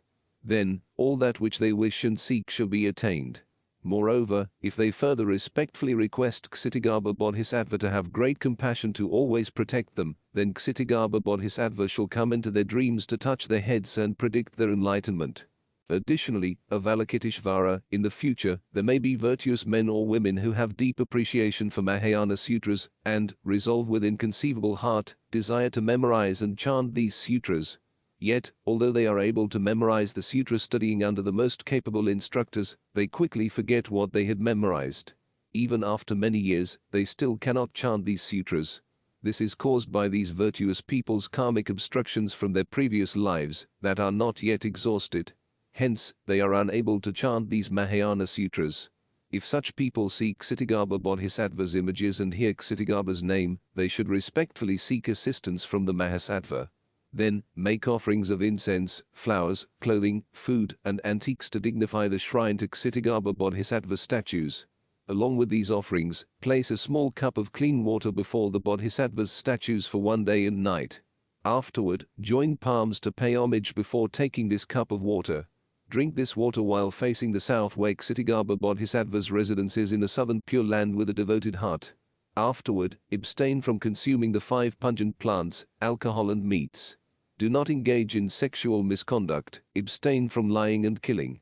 After 1 7-day period or 3 7-day periods, these virtuous men or women shall see Ksitigarbha Bodhisattva manifest his immeasurable body in their dreams to give them empowerment.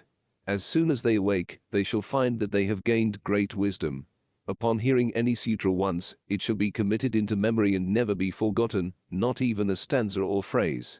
Furthermore, Avalokiteshvara, in the future, there may be people who do not have enough to eat or clothe themselves, who have their hopes dashed, who suffer from many illnesses, who encounter many unfortunate situations, causing their homes not to be at peace, and their loved ones dispersed, or who suffer bodily harm from many accidents, and often suffer from fright in their sleep and dreams. If such people hear Ksitigarbha's name and see his images, they should devotedly chant Ksitigarbha Bodhisattva's name 10,000 times. Then, the unfortunate situation faced by these people will be gradually eliminated and they shall attain happiness. They shall have abundance of food and clothing, even enjoying tranquility in both sleep and dreams.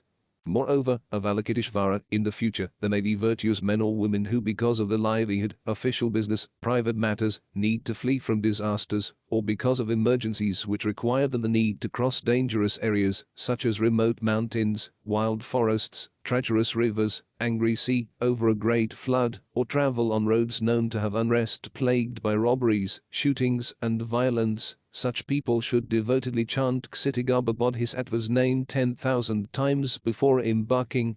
Then, they shall be protected by local ghosts and deities of the routes traveled. They shall be protected at all times on the trip. Even if they should encounter predatory animals such as tigers, wolves, or lions and other venomous threats, they will not be harmed.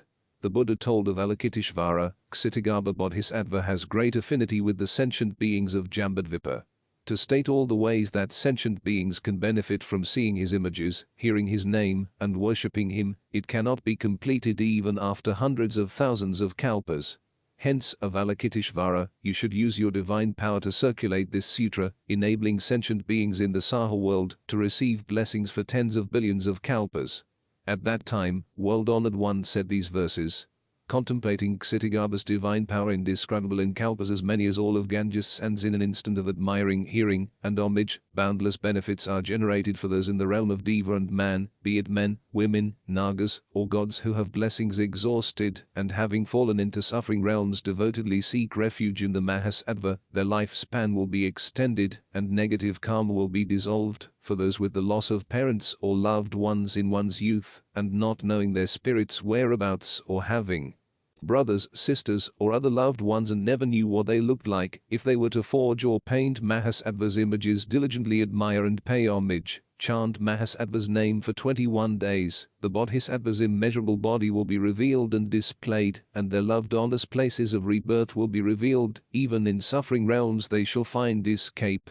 If the practitioners do not regress from original intent, then immediately their heads shall be touched and their enlightenment shall be predicted. Those who resolve to cultivate supreme bodhi, including those seeking to leave the suffering of Trilokya and already resolved great compassion, should first pay homage to Mahasattva's images. Their vows shall be expeditiously accomplished, and negative karma shall never obstruct their aims. There are those who resolve to chant sutras and resolve to deliver those gone astray. Although having resolved such inconceivable vow, what has been read are soon forgotten, much time and effort are wasted. Such people are obstructed by past karma and hence cannot memorize Mahayana sutras. Such people can make offerings to Ksitigarbha with incense, flower cloth, food, or various antiques. Place clean water before the Mahasattva and after 1 day and night devotedly drink the water. Resolve devotion and avoid 5 pungent plants, avoid meat, alcohol, sexual misconduct, and lies. Devotedly contemplate Mahasattva's name, and within 21 days abstain from killing. Shall immediately seek Ksitigarbha's immeasurable body in their dreams. They will be awakened and attain acuity, and, upon hearing sutras just once, will never forget in millions of lives. Such the Mahasattva's inconceivableness to enable such wisdom to be gained. Those in poverty and illness, or having unfortunate events occurred in homes and loved ones dispersed, cannot find peace neither in sleep nor dreams, and having their hopes dashed, and nothing favorable going their way, devotedly pay homage to Kṣitigarbha statues, their misfortune shall be eliminated. They will even attain peace in both dream and sleep, and will be protected by gods and ghosts, and abundance of clothing and food obtained. Those with desire to cross remote mountains, forests, or great sea and venomous beasts, evildoers, evil gods, evil ghosts and ill winds, obstructing the way with many hardships and anguish which lies ahead, devotedly pay homage and make offerings to Ksitigarbha Bodhisattva Mahasattva's images. The aforementioned hazards in these remote mountains, forests and sea shall disperse. Avalokiteshvara devotedly listens to my sermon. Ksitigarbha has limitless inconceivableness. Tens of billions of kalpas are not enough to speak in detail of the Mahasattva's power. If one should hear Ksitigarbha's name, including those who pay homage, make offerings of incense, flowers, clothing, and food offerings, result in countless blessings in return. If these merits are dedicated to the Dharmadhatu, one shall ultimately achieve Buddhahood and surpass cycle of life and death. Hence, Avalokiteshvara, you should know and inform those in the worlds, enumerating in the amount of as such of all of Ganges sands. End of chapter 12. Chapter 13. Entrusting the deliverance of humans and devas. At that time, the world-honored one raised his golden-colored arm and again touched Kṣitigarbha Bodhisattva Mahasattva's head. The Buddha then said, Kṣitigarbha, Kṣitigarbha, your divine power is so mighty it is unthinkable. Your compassion is so great that it is incomprehensible. Your wisdom is so profound that it is unimaginable. Your eloquent speech is so excellent that it is inconceivable. Even if all of the Buddhas of the 10 directions praise and expound your inconceivable qualities, we cannot fully describe them in millions of kalpas. Kṣitigarbha, Kṣitigarbha, remember that today in this gathering at Kṣitigarbha's palace and before all of the inexpressible trillions of Buddhas, Bodhisattvas, 8 classes of supernatural beings, I again entrust in your care all of the devas, humans and other sentient beings. These sentient beings who have not yet broken away from the Trilokya are like children trapped in a burning house. Do not let them fall into the suffering realms for even 1 day and night, not to mention a Visi hell, from which they will not be able to leave even after trillions of kalpas. Kṣitigarbha, the sentient beings in Jambudvipa have capricious wills and natures. The majority of them have evil tendencies. Even if they resolve to be virtuous, it does not take long for them to regress back to their old ways.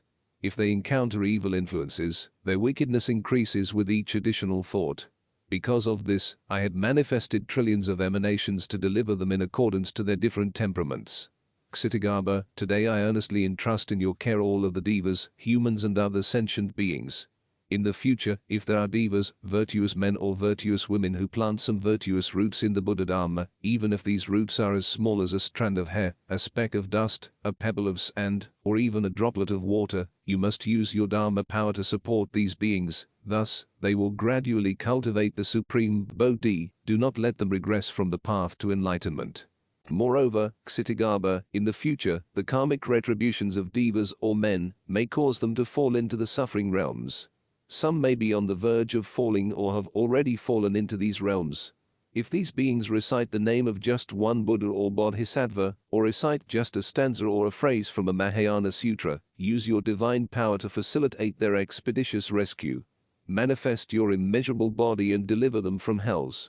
Enable them to be reborn in heaven to enjoy great blessings. At that time, the world-honored one said these verses. The present and future devas, humans and sentient beings, I earnestly entrust them to you. Use your great divine power to expediently rescue them. Do not let them fall into various suffering realms. At that time, Ksitigarbha Bodhisattva Mahasattva knelt down on one knee with his palms joined and said to the Buddha, world-honored one, do not have any concern. In the future, if virtuous men or women have just one thought of respect for the Buddha Dharma, I shall use hundreds of thousands of expedient means to rescue them, so they shall quickly find deliverance from the cycle of life and death. The benefits will be greater for those who, with every thought, diligently cultivate after learning various virtuous practices. These people naturally will not regress from the supreme path of enlightenment. At the conclusion of these words, a Bodhisattva in the assembly named Ksitigarbha said to the Buddha, world-honored one, since my arrival at Ksitigarbha to now, I have heard the Tathagata's praise of Ksitigarbha Bodhisattva's unimaginable divine power. For the sake of all of the present and future beings, I wish the world-honored one to briefly explain how many types of benefits can be gained by virtuous men and women, including all 8 classes of supernatural beings, who hears this Sutra and Ksitigarbha's name, or respectfully gaze upon and pay homage to his statues. The Buddha told Ksitigarbha Bodhisattva, listen carefully, I shall explain it for you. In the future, there may be virtuous men or women who see Ksitigarbha's images or hear this sutra.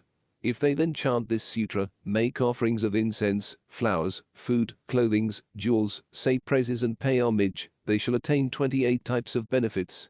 1. They shall be protected by 8 classes of heavenly supernatural beings. 2. They will accumulate good merits, will incrementally daily. 3. They shall gather and accumulate superior wisdom, for their enlightenment. 4. They shall not regress from the path to enlightenment. 5. Have abundance of food and clothing. 6. They will not suffer from illness and disease. 7. Will not encounter flood, conflagration, and disaster. 8. Will not be burglarized or robbed. 9. Respected by people. 10. Receive assistances from gods and ghosts. 11. Those who are female will be reborn as male in the next life. 12. Those who are reborn as female will be daughters of high-ranking officials. 13. Be reborn with good appearances. 14. They will be reborn in heaven. 15. Or be reborn as kings. 16. Born with great wisdom and have detailed memories of previous lives. 17. Attain what they seek. 18. Loved ones shall enjoy happiness. 19. All disasters and accidents are eliminated. 20. Forever avoid the realms of suffering and bad karma. 21. Always arrive safely at their destinations. 22. Enjoy peace in sleep and dreams. 23. Deceased relatives who had fallen into suffering shall leave the realm of suffering. 24. Reborn with great amounts of merit. 25. Praised by Buddhas and Bodhisattvas. 26. Born with wisdom, sharp minds and good roots. 27. Have great compassion and possess a merciful heart. 28. Ultimately attain Buddhahood. Furthermore, a Ksitigarbha Bodhisattva, if any of the present and future 8 classes of supernatural beings hear Ksitigarbha's name, pay homage to Ksitigarbha's images, or hear the Ksitigarbha Fundamental Vow Sutra, and follow the instructions within the sutra to say praise and pay homage, then they shall attain 7 kinds of benefits. 1. Expedient entry into the 4 holy realms. 2. Negative karma is extinguished. 3. Often receive protection from many Buddhas. 4. Never regress from Bodhi. 5. Their endowed powers are amplified. 6. Possess knowledge of their past lives. 7. Ultimately achieve Buddhahood. At that time, after hearing Shakyamuni Buddha praising and expounding all of Ksitigarbha Bodhisattva's unimaginable divine powers and the inconceivable vow to rescue sentient beings, all of the attendees from the 10 directions, including all of the inexpressible numbers of Buddhas, Bodhisattva Mahasattvas, and 8 classes of supernatural beings, exclaimed, having never before heard such a sermon. At that time in Kṣitigarbha's heaven, immeasurable amounts of incense, flowers, heavenly clothing and jewels rained down as offerings to Shakyamuni Buddha and Ksitigarbha Bodhisattva. All of the beings in the gathering again gazed on and paid homage, joined their palms and withdrew. End of chapter 13.